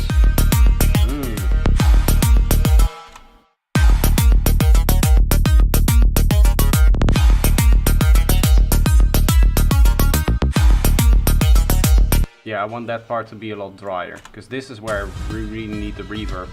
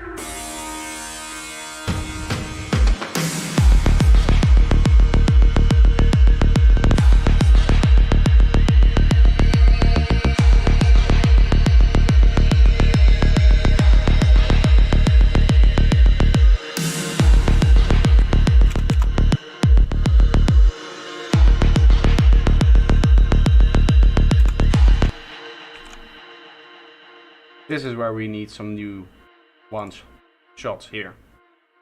This second part. The first part I like it being kind of slow. And then the second part will try to find some cool one shots. In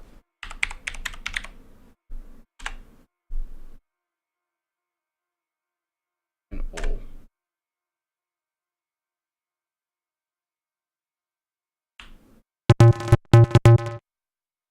Not really what I'm looking for.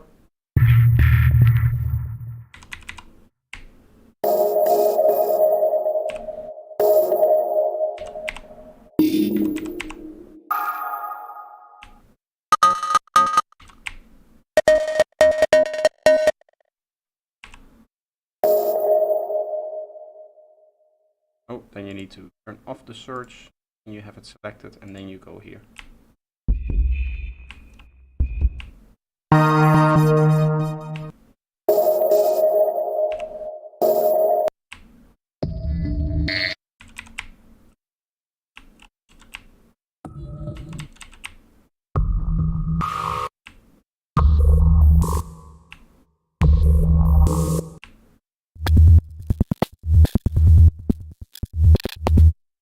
Cool as it is, it's not really what I'm looking for. That's the only like bad thing about using the sound match technique. Sometimes when you fall into the rabbit hole of finding the things that you don't want, you cannot get out of it. You cannot get to a point where the sound is really something that you like. You can get very, very close sometimes and then never really find it.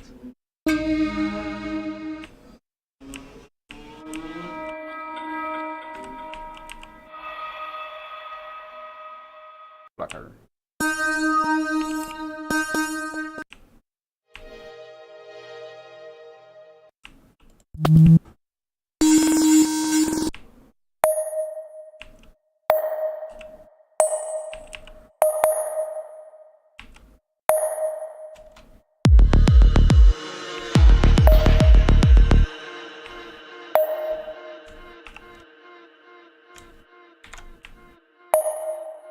Immediately right here, do we want that?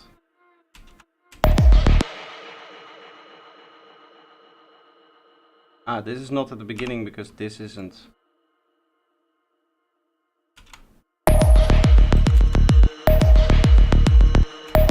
That is lined up correctly, right?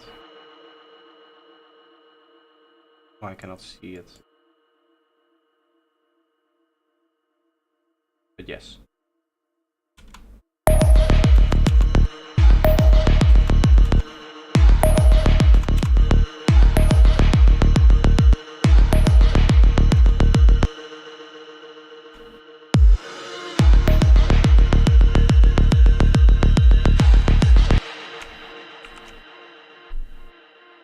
Something here.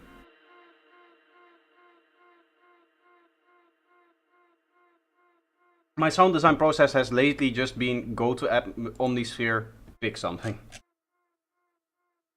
Because the more that you use it, the more that you realize that you should use it more because there's just so many sounds.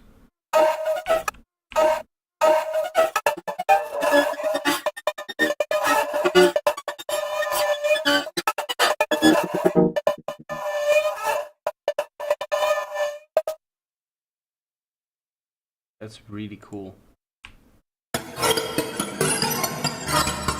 I just don't know what to do with it.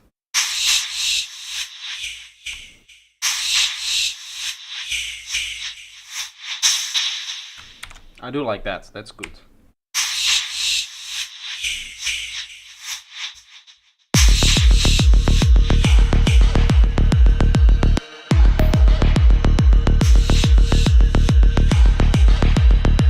It lines up nicely, I like that.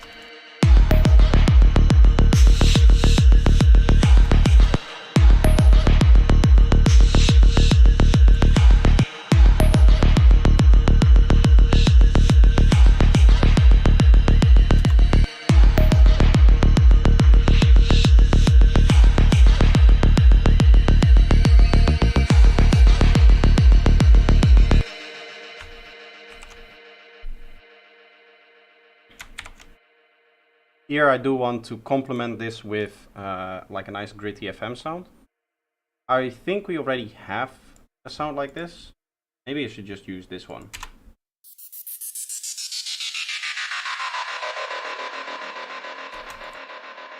So that's very specially designed here, I think.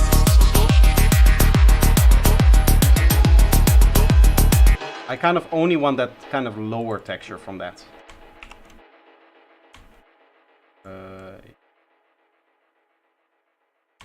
Here. Here? There. Huh. I was off with my timing there.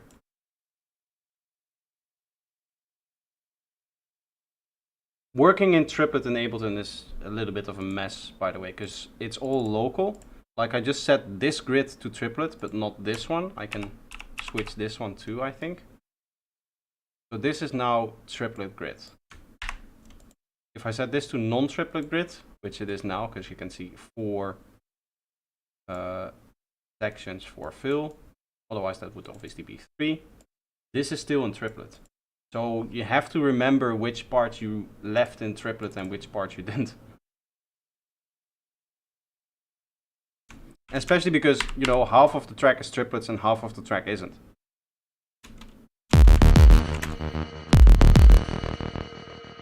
Yeah. Okay.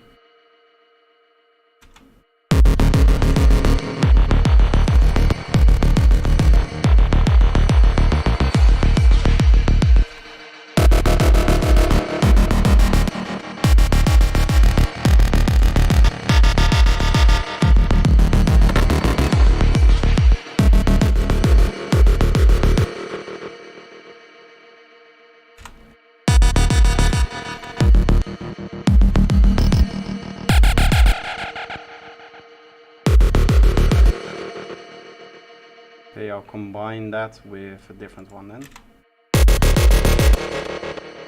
There we are.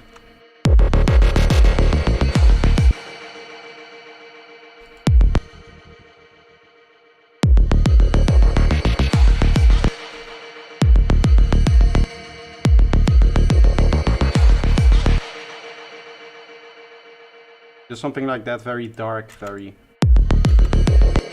ominous sounding. That's also why you want that kind of like one resonant texture coming through it. I also want everything to be stereo.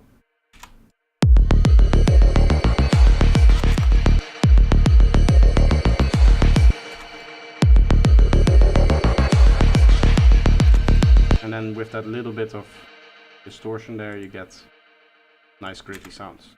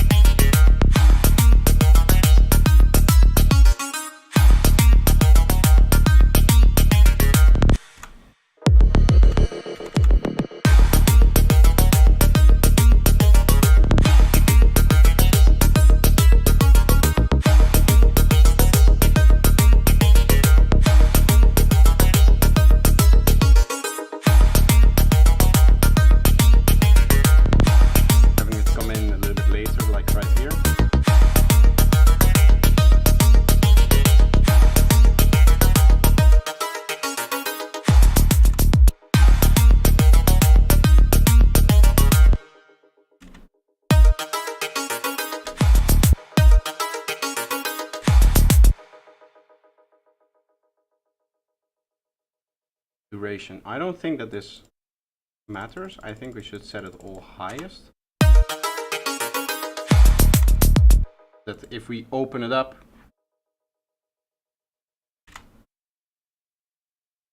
in here. I'm just gonna do that with this part here towards the end here.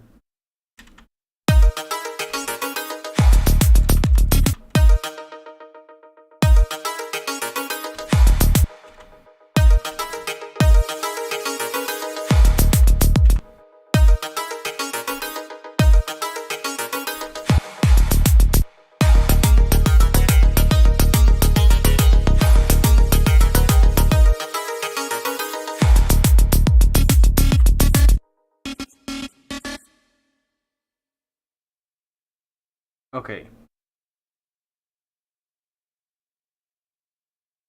Why is it still so mono? Oh, this one. You know what I mean? The sound itself is still mono. I guess we can just sterilize it here then, but...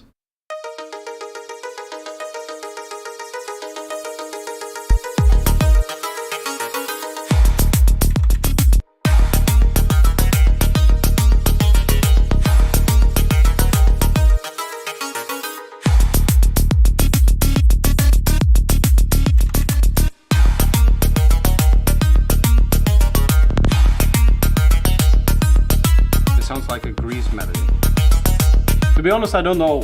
I think I wrote it. The melody. It's not like generated or anything. It gives me pirate vibes, to be honest.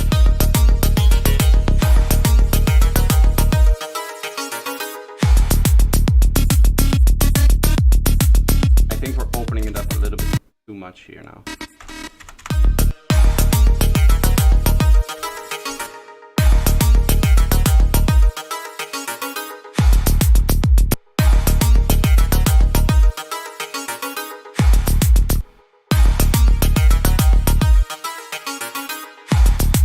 Maybe that's the key. Maybe we do have to like turn all of the...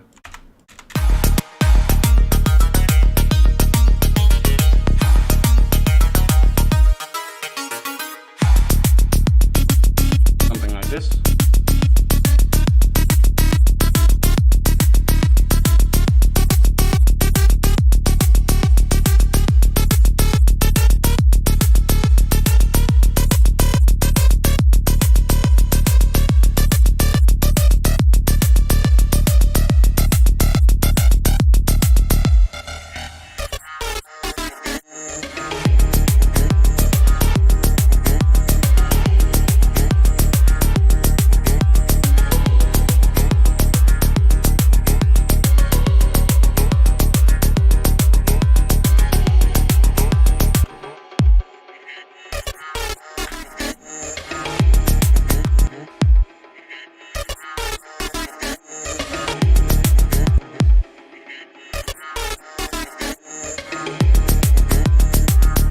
Better without that thing there, the little transition I had on this element.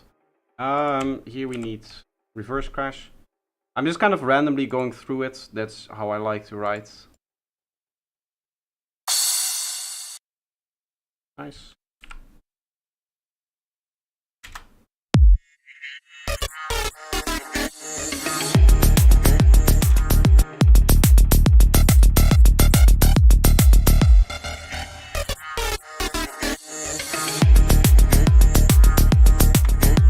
I don't know if I want to leave that in, or maybe I want to even completely turn this off, like right here.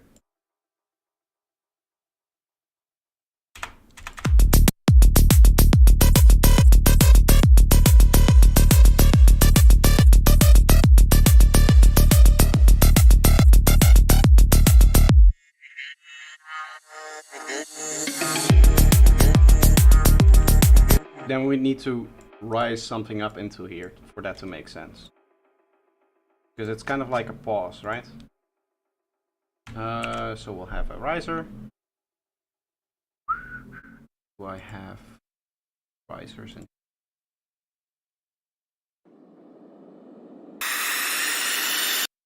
Yep.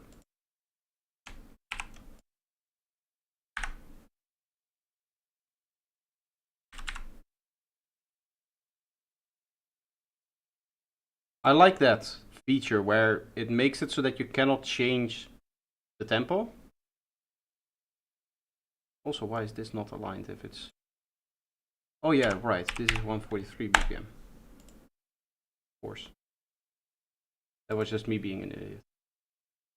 But it's still true. Sometimes when you click here, it just doesn't allow you to change the tempo, which is a really cool feature by Ableton. I love that, and I would like for them to elaborate on that by just kind of randomly shutting down different parameters so that you can temporarily, like, for example, volume, not edit it.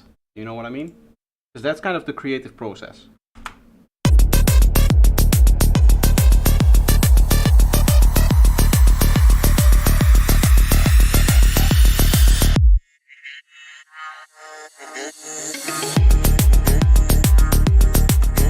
Transition-wise, that works a lot better to get that vocal noticed earlier.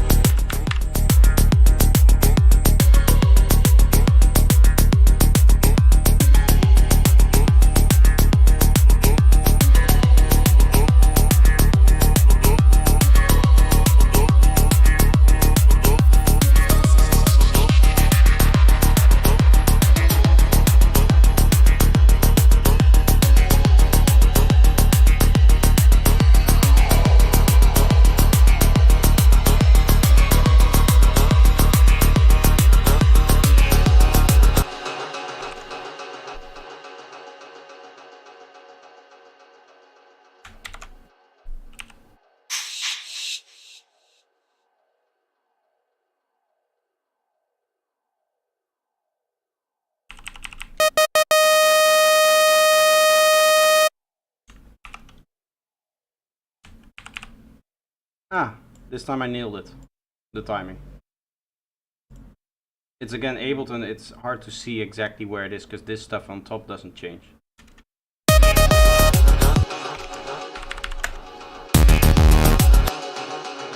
I don't know if you would want it to change, but it's currently there's no indication of where the note then really is.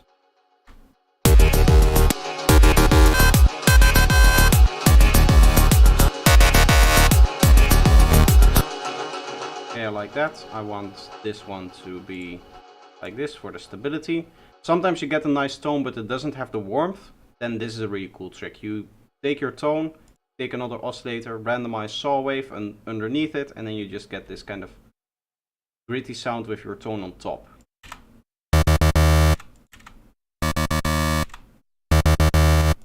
It just helps, and then you can like distort it together, do whatever.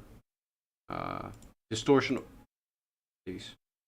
is always nice on these kind of sounds, especially if you're combining them, because it is going to intermodulate and kind of glue them together as well. Like that. This is too much like a saw wave though. Yeah, you can just kind of set the level the way that you want it.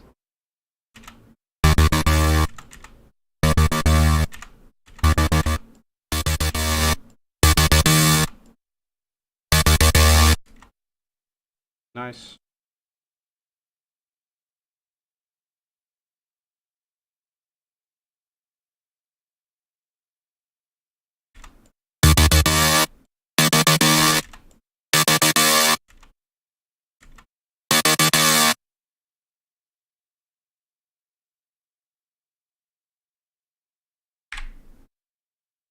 Timings that work with the triplet, normally you obviously go with the triplet timing here, but sometimes a quarter note like this also works.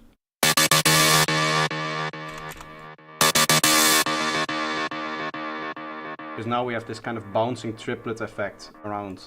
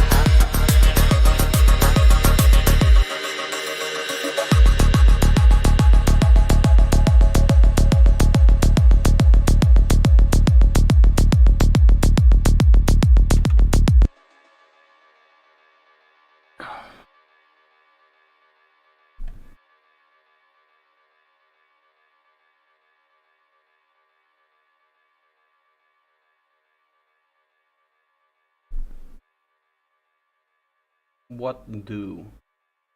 That's always the problem with inspiration, right? You have a few things that you want to do on a track like this, and then when you're at the end of it, you don't really know where to take it. To be honest, the only reason why I'm streaming today is because of the Stepic release, and I just wanted to show it off more than I did in the video because I think it's really cool. I did not have any real plans, and usually, I think you can see it in today's stream, I think today's stream is not the best, right, in terms of stream quality. With the things that I was doing and stuff like that. I didn't really have anything prepared. I wanted to prepare more. I wanted to have all of the sound design like already done so that we could just experiment the whole afternoon with Stepic. One of the things is that it's how should I say this? The sound design and the melody kind of intertwine. So you cannot really do all of the sound design until the Stepic patch is finished. But I wanted this stream to focus on Stepic. That was my initial goal. But I felt like we went through it pretty quickly, just kind of generating the sequences that I did randomly. And it's not the way that I want to show off all of these tools and all of these plugins, and always what I do when I feature like somebody's plugin on my channel, which doesn't happen a lot. It has happened now with Stepic and then like 2 others, I think. But I always try to explain and use the tool in a musical way. I don't want to go here in my stream and sit here and, you know, the kind of basic tutorial stuff that you see for a lot of reviews is where they say, oh, this is how the plugin opens up. Here you set the root note of the plugin. Here you can set how many steps you want for your sequence. Then you can go in here and click what length you want for your sequence. You know, that kind of video or in this case stream, I don't want to go over all of the things that you may not want to need. I want to show you instantly how it becomes a musical idea, right? And the way that you do that in Stepic is just, you know, click on the random feature and then you use that. But I've done that now like 4 or 5 times, and you guys know. Projector AI. Wouldn't that be great if I could make an AI of myself that could just make the videos for me? I have 6 videos to record in the coming weekend. 6. So if there was an AI that could just overtake me, like Facecam and everything, I would sign up immediately. I would just make all of the projects ready and just have that AI do all of the talking and the recording process. And most importantly, the editing. There's gonna come a day where I'm popular enough to be able to afford an editor for myself, and then the world is mine. Because one of if not the most annoying part of making content and doing what I do is editing. Because it takes a lot of time, for one, making a good edit in and of itself, right, for any particular video, but also making a good edit that you can learn from to kind of create your system and make sure that every video is the same and stuff like that. There's many videos that you can go back and look into now on my channel that just have editing mistakes. That just, you know, a zoom that doesn't zoom to the proper part, and an asset that fails to show up on the screen when it needs to. The face cam not having the rounded corners sometimes. I have points where you can see the face cam and then the mask that I use to make the face cam on top of it. That's very bad when it happens, because then it's full screen me with a big like white circle around it. There's very rare cases in which I make those kind of editing mistakes and they actually go through into the final product. But there's so much stuff that I'm like doing that there's always one of those things that misses out. And I do Patreon upload first, and when I'm preparing the upload, obviously I look back through the video.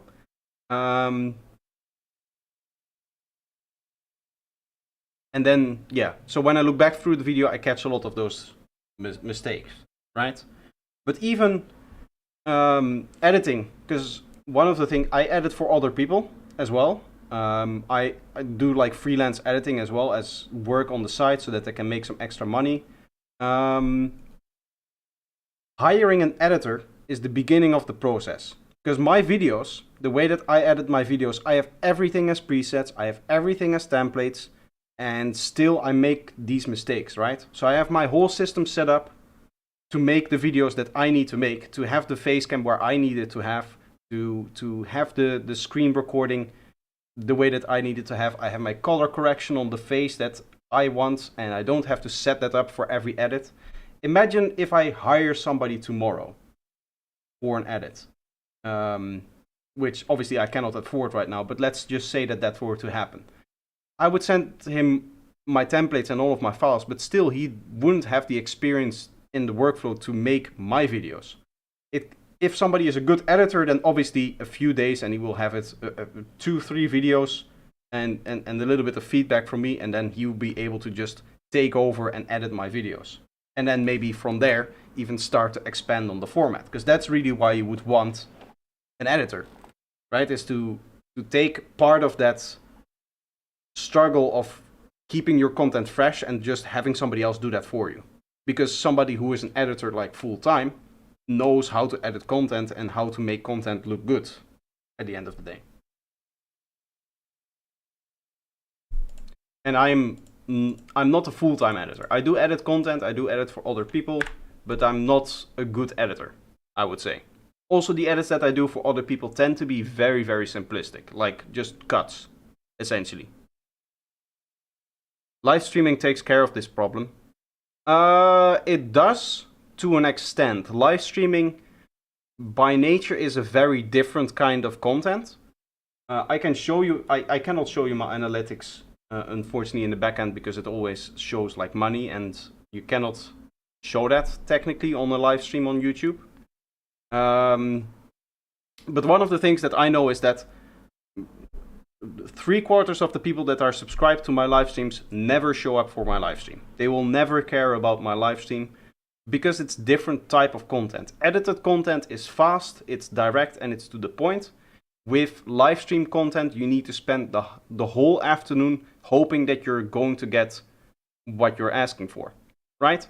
Somebody could be really interested in Stepic, see the fact that I'm live, see the fact that that I have Stepic in the title, and then join the stream. And if I don't open Stepic up anymore for the rest of this stream, then they won't be satisfied by the content that they've watched, right? So live streaming does not take care of that because you're targeting a much smaller audience, and even when the audience is interested, they might not get what they are actually looking for.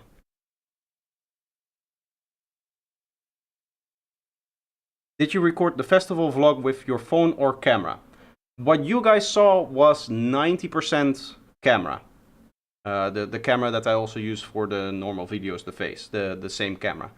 And then there's most of the night shots, because at night I didn't want to run around with my camera. I did some phone shots, and there's like a few phone shots in there, but I wanted to minimize the amount of phone shots that were in there. I do think that I did like one walk around the festival at night with my camera as well, but I left it mostly in the tent and hidden, you know, because I don't want people to find it and see it. Also, I don't want to be the guy on a festival that walks around the whole festival seeing it through the lens. So overall, in terms of total amount of footage, I think I gathered at the festival site itself roughly 40 minutes of footage, right? And having no idea what the video was going to look like, it was a little bit of a struggle putting that together. Again, that's one of the reasons why having an extra editor is nice. Somebody that knows how to work with footage like that, somebody that does it professionally, would just say like, okay, you have this footage, this is the kind of video that you need to make. Because I just recorded the voice line, and then I decided like, okay, what footage am I going to put here? What footage am I going to put here? I had 6 times the amount of travel footage going to the festival. Like, everything was so nice. There's the lakes that you pass by on your way up to Zurich. from Milan. If you've ever done that part by train, everybody knows like how beautiful that train ride in and of itself is. I've shown nothing of that. The only one that I showed is like the lake going down to Zennes from Zurich. But it's because I started talking super quickly about the festival. And obviously one of the things is you want to immediately go into the content that is interesting. So the festival itself. And that's how I wrote the voiceover. I'm immediately with the voiceover, I talk a little bit about traveling. I maybe even mention a little bit too much about traveling. Like I dove deep into the train system, like how good it is and stuff like that. All of that stuff I should have left out in hindsight, and I should have just focused more on the festival itself. But if you're filming on a location like that, you have no idea. I had no idea how I was going to structure that video and all of that stuff. So content creation is much harder than sitting down, recording a tutorial, saying the things that you want to say, and then throwing that up on YouTube. 40 minutes is okay. Yeah, as I said, I didn't want to be the kind of person that went through the festival also filming other people. I hate filming other people at the festival. I tried to find spots and locations where I wasn't like standing directly behind people that were enjoying themselves, because obviously I don't want to film people without their consent. Obviously they're at the festival, they're in public, and festivals tend to get filmed a lot. But I don't want to be the reason why somebody is looking over their shoulder like, oh, what's that guy doing? Why is he filming me with a camera and stuff like that?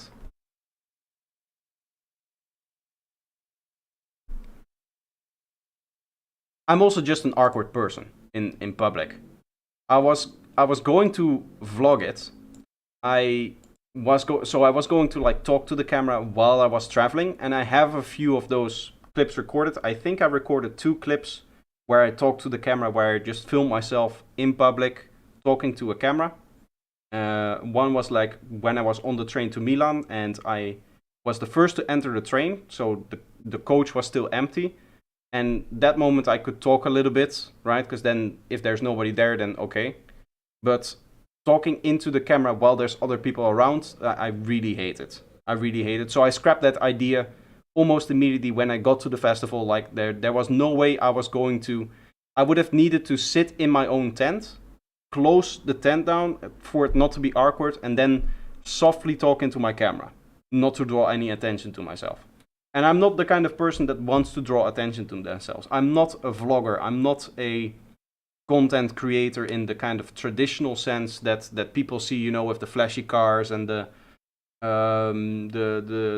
hey, what's up guys, welcome, all of the screaming and the hand movements and everything that comes with that.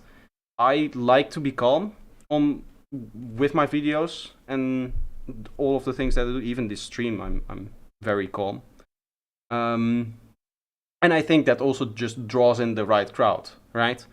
Most of the people that tend to watch me tend to be older. There aren't many children watching my content, and I feel like the kind of traditional vlogging style is more for children, because it's a little bit less like serious. Do you know what I mean? There have been a few cases of back like 2018, 2017, where you had family vloggers that were, you know, the kind of people that just film their children for everything. And they were like, welcome to the video, today we're going to tell some awful news to our children, and then they would like, oh yeah, grandpa died, right? But it would still have the kind of vlogging feel.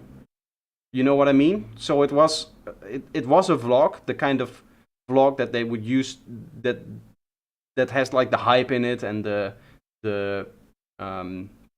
I don't really know how to describe it because it's a really weird kind of content. Nobody normally talks like that, you know, when they're talking into the camera, because everything needs to be very happy. Everything needs to be presented well.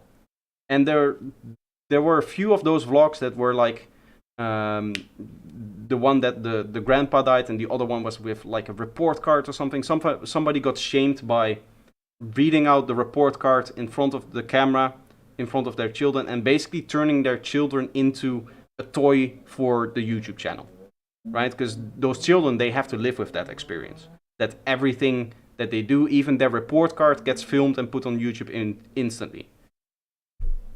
I don't want to be in that type of content creation in any form. I want to be nice and calm. I want to just tell my story. But still, in order to do that, you need to organize and you need to have kind of your systems in place. So with the Burning Mountain Festival, that's, again, I had the plan like, okay, I'm just going to slowly talk to the camera. I'm going to talk the way that I normally do when I'm sitting at home. And it just felt so awkward. And after 2-3 recording sessions, I was like, no, this is not going to be the format. I don't know what I'll do with the video. I'm just going to film it, and then when I get home, I'll see what kind of format I'll make out of it. At the end, I think looking at all of the other content that came out of Burning Mountain, one of the things that I did that really hurt me is that I just waited 2 weeks for it to release. It took me a long time, I would say, to get back into the flow of creating content, because I like to cover everything, especially with the shorts. This year, I think I've missed 4 days of not posting shorts up until this point. And all of the other days, I have posted something. At least one short, sometimes even 2. I have had moments where I did the promotion for my album at the beginning of the year, where I would publish a short at 1:30, the traditional short that I always post. And then the other short would be like late in the evening, where it would just be something like the visuals. I did those visual things. At those points, I did like 2 a day. But apart from 4 days, I have always posted the short every single day. That's something that I want to cover. And so it took me a while to get back into the flow, because obviously with the festival, you're a little bit tired. It's 4 days of festival, but it's 2 more days to recover from that, and then 2 more days to get into the filming mood and get everything set up again, have all of your ideas, because I record 12 shorts at the time, and then having 12 ideas just takes a while to find, you know what I mean? I'm not a fan of shorts. Only those that I wear.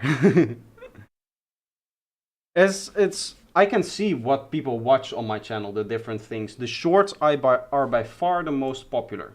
I think I can show that without getting in trouble with my YouTube analytics, because it's at the bottom. Audience, I think. Wait. Content. I show this? Yes. As long as there is no money on the screen, I can show it. But you can see shorts. More than half of all of the channels, or of all of the people that watch me, watch shorts only. If you go by live stream, it's even more. The difference between live stream. Here, video and live stream. Here, as I said, 90% of people don't care about my live streams. Right? People that watch video only. With shorts, 60% only watch my shorts. That they have never seen a full format video or a live stream or anything like that. Live streams, again, it's even more. 92% of my viewers are only interested in shorts, and then very few people are either interested in live stream only or just in general interested in the live stream. There's no big crossover there.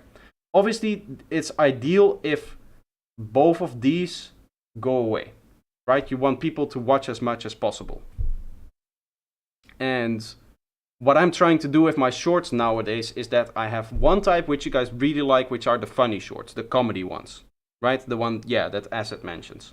Those are the best performing ones, and those are the ones that gain me the most subscribers.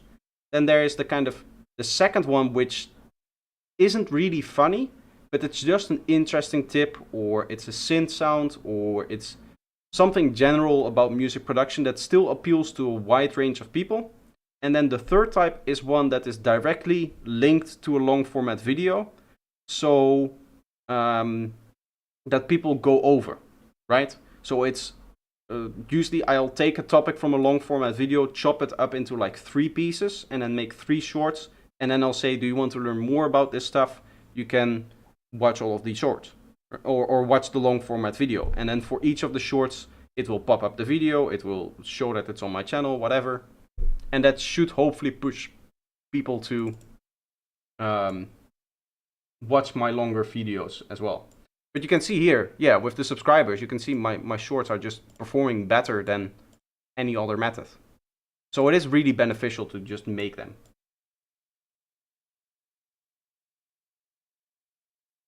Still want to know how to satisfy a woman.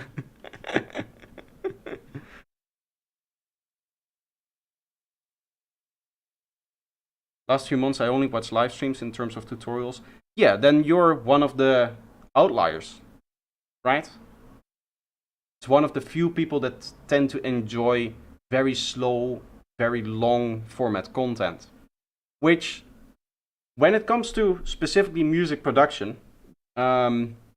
I think a good balance is needed, but I also think that you can learn the most from live streams. Because watching somebody produce and just watching their every step, the way that they go from a thought into turning that into like an actual sound or a mixing or whatever it is that they're doing, it's the thought process is what counts, right? And you'll never get to see that in a tutorial because the tutorials are also always prepared, right? When I make a tutorial, I already have the project, or I already have at least the idea. Even the synths from scratch, I know exactly what I'm going to make when I'm filming a synth from scratch. I exactly know, like, okay, I'm going to make a sequence, it's going to sound like this, it's going to use these techniques, it's going to use this kind of processing, I'm going to first make the sound, I'm then going to show it on the kick and bass. I know everything before I get into filming. There's even content, when it comes to content that has to perform well, where before I start filming, I'll make the I'll write out all of the bullet points that I have, and I'll make the thumbnail for the video. So the thumbnail gets made before I start to film. And the reason for that is something that I learned recently, is you have to think about the thumbnail and the title as part of the content, and it's the first part of content that people see together with the thumbnail, the title, and the first 15 seconds of a video. Because the first 15 seconds is what shows up when you hover over it with your mouse. So, thinking about it linearly, what people see first is the thumbnail, then they see the title, then they see the rest of the content. So you kind of also have to structure like the way that you're giving people the information in the same way.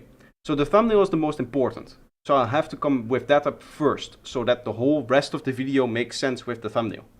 Do you know what I mean?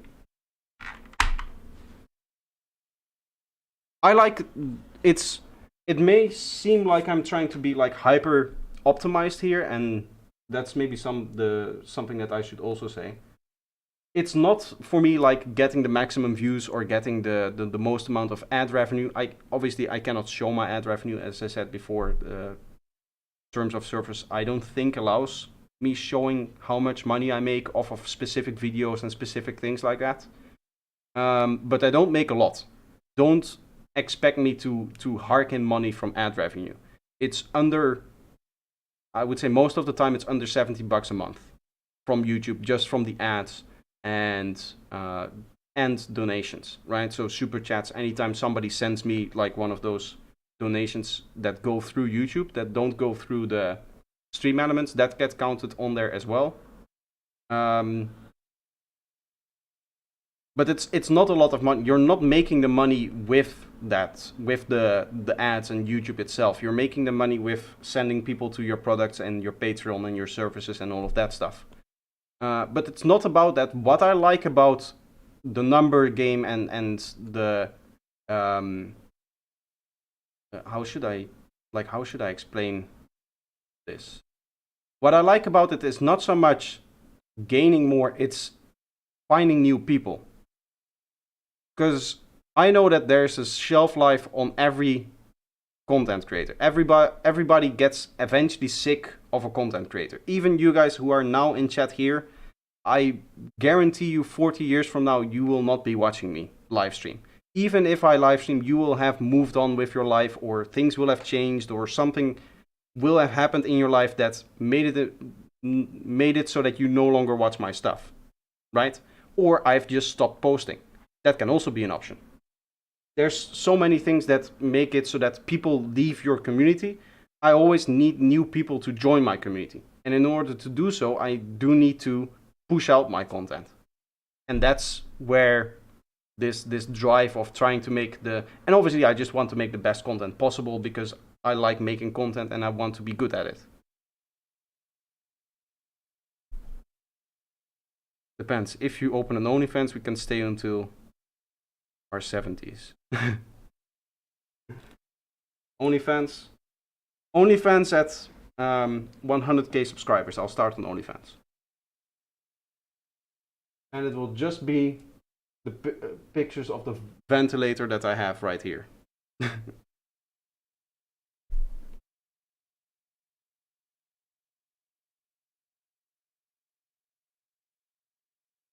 You're a good psychedelic man. Thank you.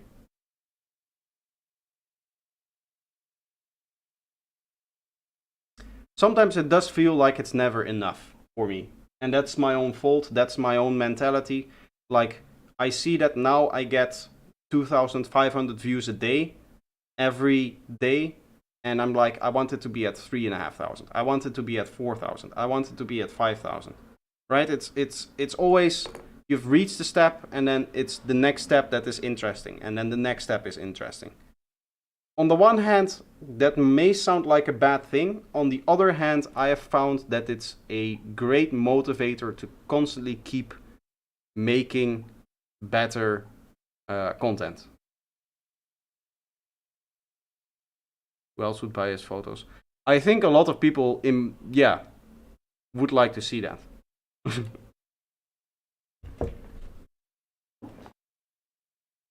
I think it would be easier to do a Patreon. Patreon also allows that, right?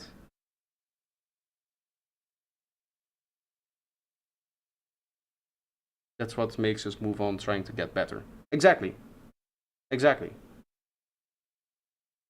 It's just sometimes it feels hard. Sometimes it feels hard to explain without it sounding like you're very, very greedy. You know what I mean? Because for one, every person that professionally uploads stuff onto YouTube wants it to always be more. And there's a lot of YouTubers that are that very douchey, like I said before, that vlogger type that drive fast cars and stuff like that. If you're just saying like, oh, I would like to get some more views on my YouTube channel, then you sound like the kind of person that does that. Like you want to become the next, Logan Paul or whatever.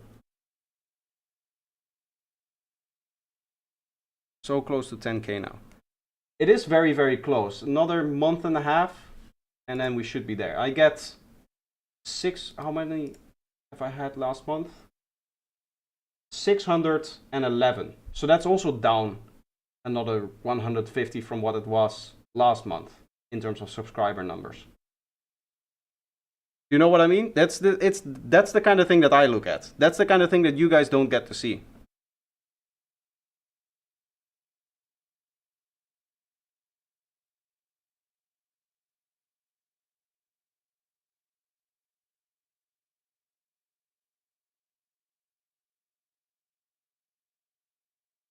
The only trouble with Patreon is giving them a share for doing basically nothing. Welcome to Patreon. Here's the Discord link. Goodbye. I would like to think that my Patreon is good enough for people to continuously support.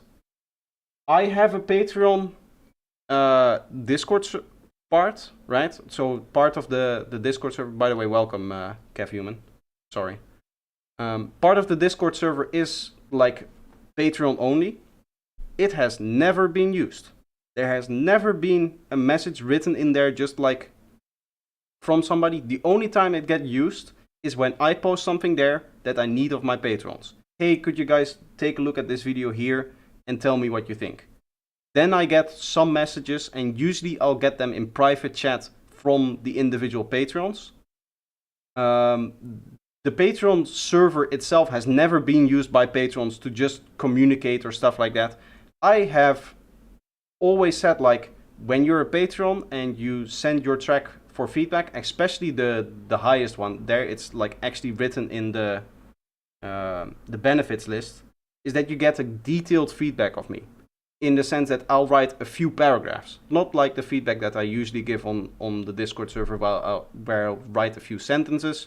I'll spend like some actual time analyzing the track. I'll put it in my DAW, use the analyzers, do like what I do with the feedback stream, and then I'll turn that into a long paragraph that you can read. Nobody's ever made use of that. So there is a lot of benefit. Sometimes I feel like, yeah, my Patreon is just like, okay, thank you for your money, now please go away. But there are so many services that you could make use of. Even the promo codes. There's people that are my patrons that don't use the promo codes for my Gumroad. That's literally free money. I think a large part of your patrons are just there that they want to support you financially and they don't really expect anything in return from it.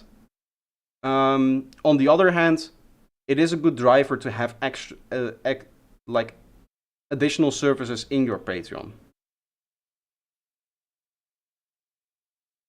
Can you put Stepic on a wave or only on synths?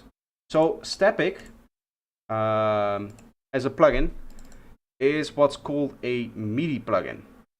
So when I put it here, this still needs an instrument, right? This does not generate any audio or does not process any audio. This takes in MIDI and it puts out new MIDI. So to put it on like a WAV file, the way that you would do that is you would put it in a sampler.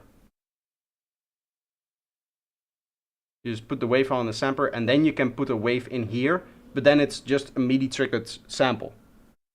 It's a MIDI generator, so it doesn't do anything to sound yet, it still has to become sound. So putting it on a wave as in like, or on audio as in an audio track doesn't make any sense. Yeah, you cannot put it in as an effect. Yeah, that doesn't make any sense because it doesn't do anything with audio. It only works on MIDI.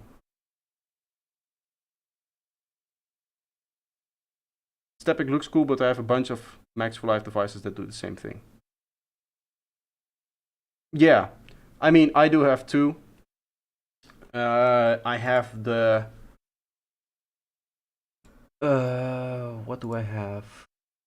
The Autogrid. This is really good stuff, by the way, Autogrid. I love the Altar of Wisdom stuff. This does actual MIDI generation. If you want some like gate or auto glitch, this is for creating sequences from sounds that already exist, but also in the same kind of way that Stepic would do, in that you can use a lot of randomizations and stuff like that. There's some other ones as well. There's do I have more? No. My MIDI. Yeah, Rhythmizer. Right? This is also yeah, this is one of the rhythms generator. What is this then? I'm finding stuff that I didn't even know that I had. Sample count, random length, random velocity. But this is a MIDI effect.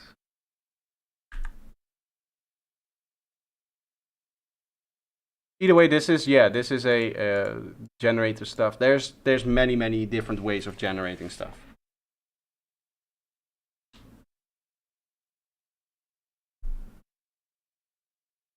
Are we having feedback on Sunday? Yes, we do.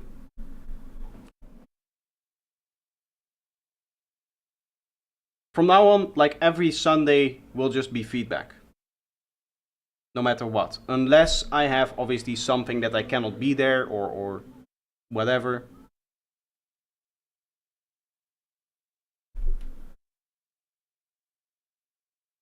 Like an arpeggiator, but different.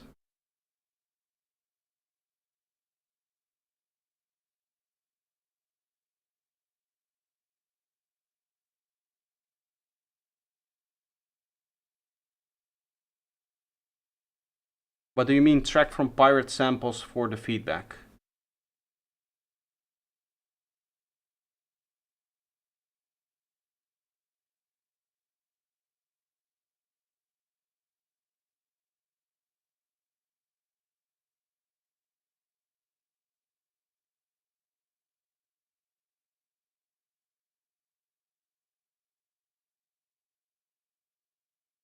I mean, Klaus's melodies.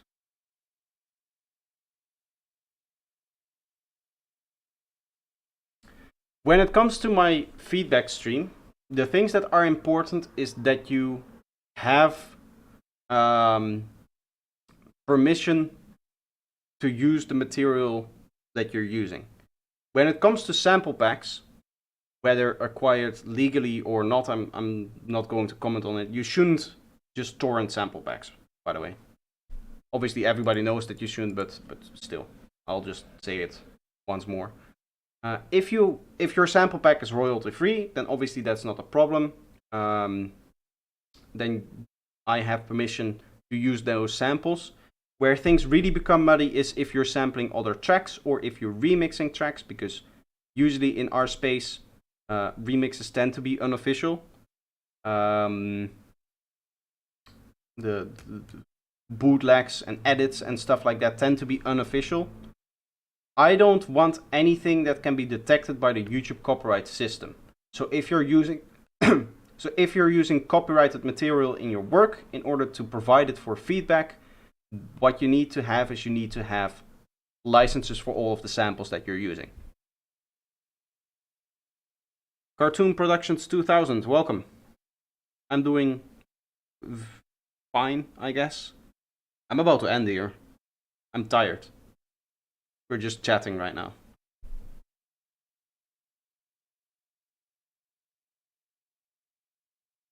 Yeah, please, by the way, please don't advertise piracy in my channel, or I've said it before also in Discord.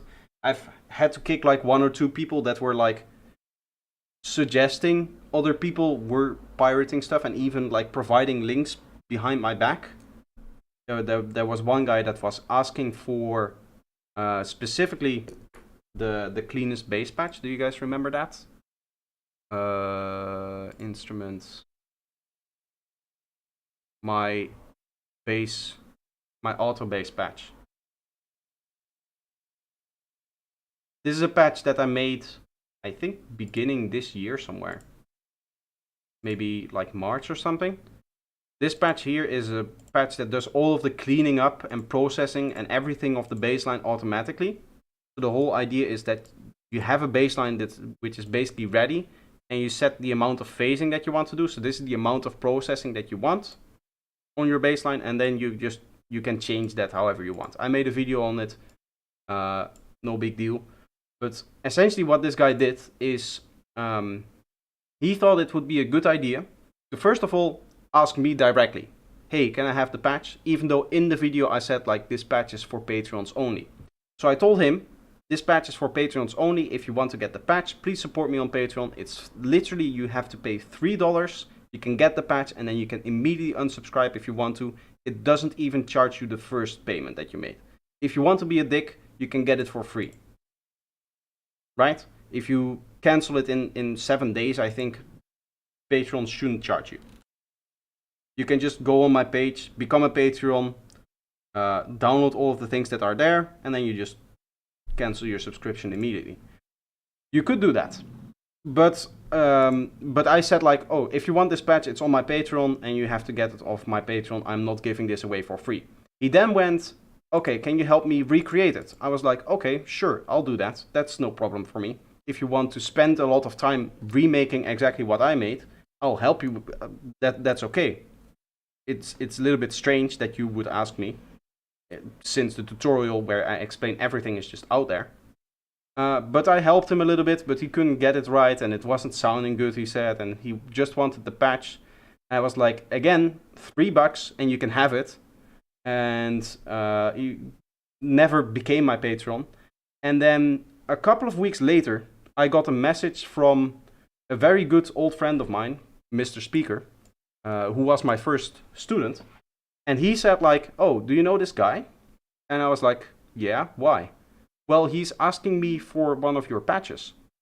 And I was like, this motherfucker went behind my back, looked at people that potentially would have, the patch, and then tried to get it, even though I specifically told him, like, don't do that. It's for people that support me on Patreon. What is your Patreon? There's link. Is there no link in the... there might not be a link in the live stream.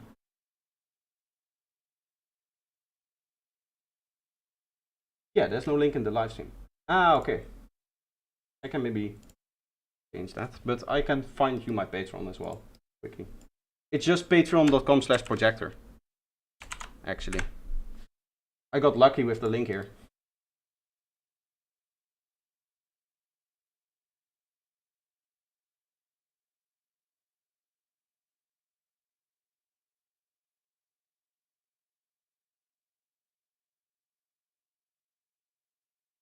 There's so many good free sample packs out there, I would rather download them. Yes, exactly. 100%. Or to be honest, you don't even need many sample packs. If you want to start doing Psytrance, get Psytrance Intelligence Volume 1 and 2. I think they're $20 a piece. These are great. They have everything that you need. They have good kicks, they have good risers, they have a few vocals. Not that you need like vocals like that. That's usually something that I would search for somewhere else instead of my sample packs. But like it has all of the drum hits that you need, right? Because you don't need 50 kicks. I have a pack which has 69 kicks in it. You don't need that to make Psytrance. My samples here. Like this is overkill for what you would need for Psytrance. I just want to give a few options. But really, you just need one good hat, a few good kicks, a good open hat, a few good snares. Because nobody's going to notice that you're using the same hat over and over. Or the same snare even. If you just EQ it a little bit differently, process it a bit differently, compress it a little bit differently, maybe one a bit more saturated and up front in the mix, one a little bit behind in the mix, those kind of things. If you play with it, then you can just over and over again use the same samples or use the same sample packs. For the longest time, Psychedelic Intelligence was all that I used. In terms of my hi-hat, for my hi-hats, for my crashes, my snares. Obviously now I have Psychedelic Intelligence 1 and 2. And then I have my own drum pack that I made myself. Those are still the 3 packs that I use in terms of drums for like 95% of the cases.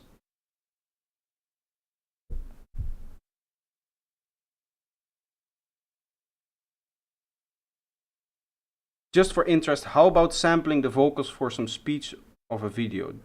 Can this cause problems in the feedback stream? In those cases, when you're sampling a speech from YouTube, and this is the way that I go by it, we are transforming the speech, right? From a speech into a dance track. So that's transformative, for one. It is not targeting the same audience.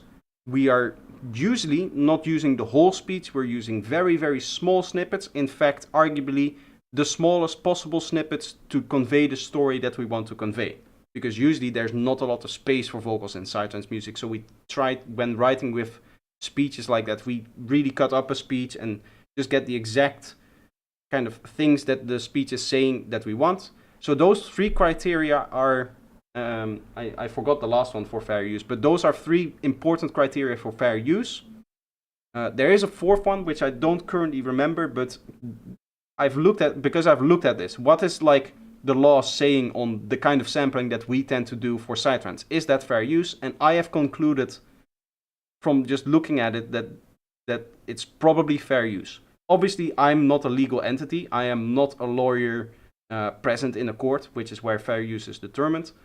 But I can only assume that any time that this kind of problem will come in front of a judge, that it will be judged as fair use. That's the way that I look at it. And for that reason, I'm okay with even consequences that happen from people sampling somebody else.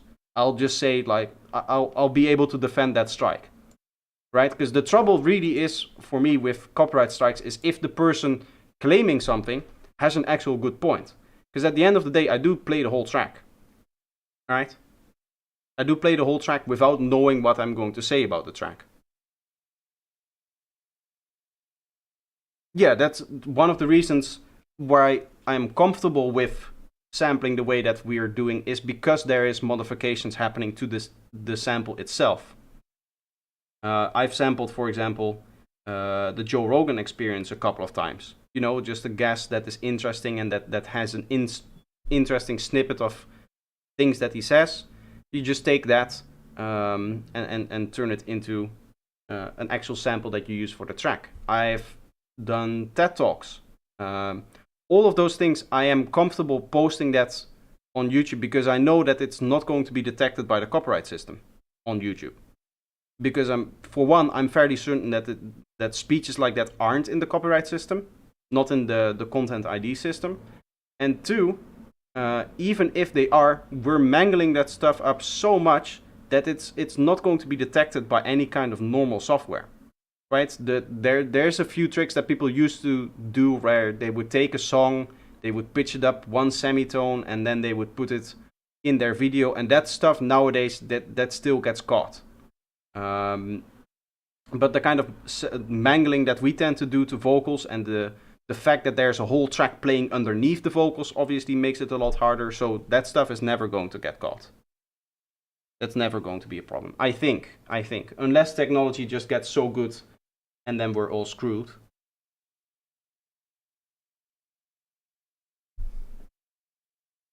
I'm leaving now, friends. Yeah, I'm going to end the stream here. As I said, I have 6 videos to record this coming weekend, so I have to prepare some stuff. Maybe Joe Rogan listens to your music and recognizes his voice.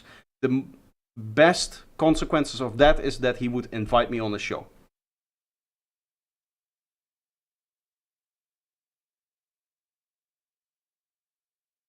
If Alan Watts was still around, make copy strikes, Pride Sense, and EDM in general would be in trouble. Yes.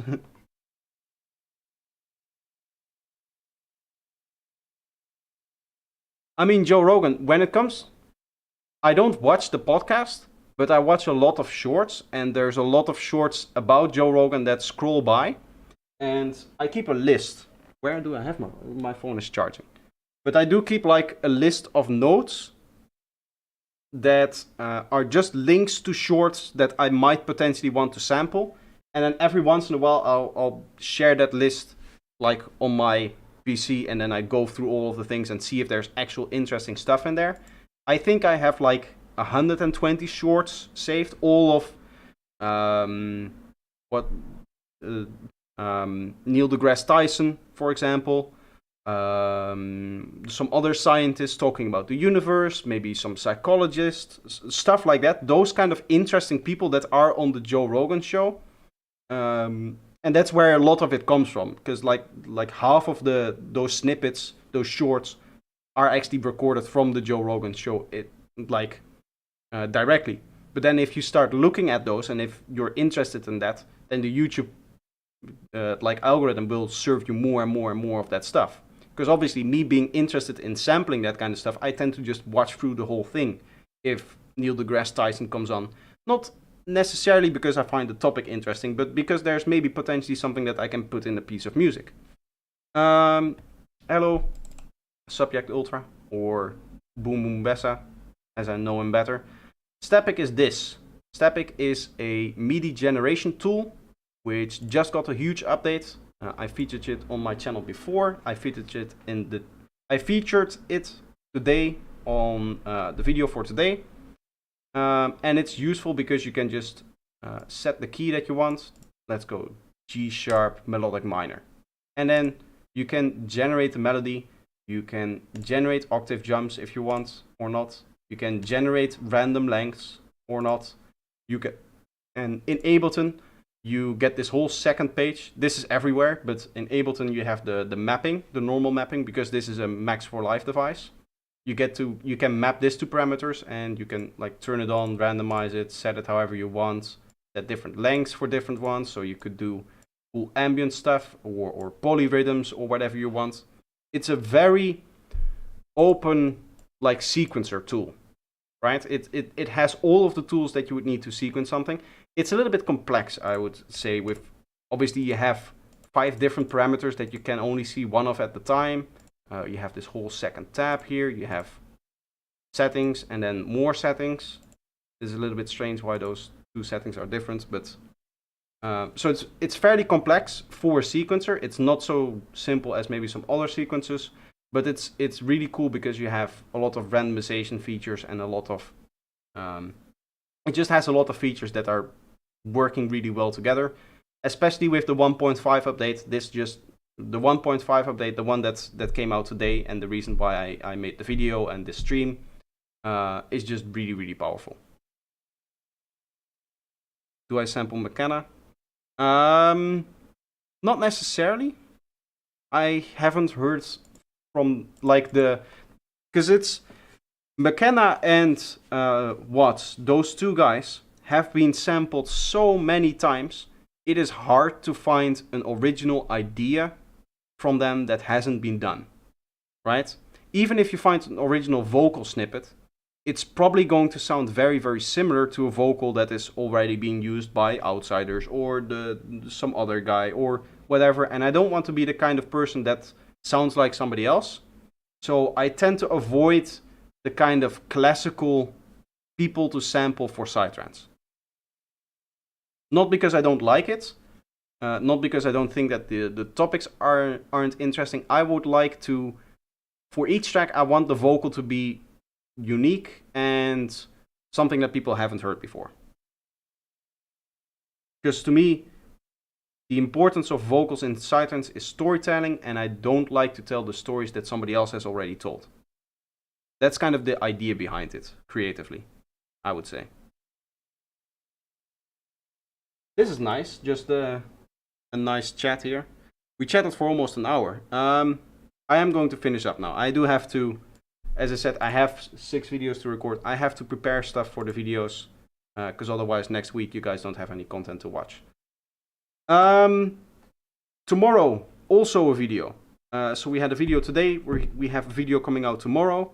Tomorrow is a very good video. I want everybody to watch it. It's my deconstruction of Mushroom Song, a very new track by Killer Watts and Faders. Sunday is feedback, and then next week we'll see what happens. Thank you guys for tuning in today. See you guys.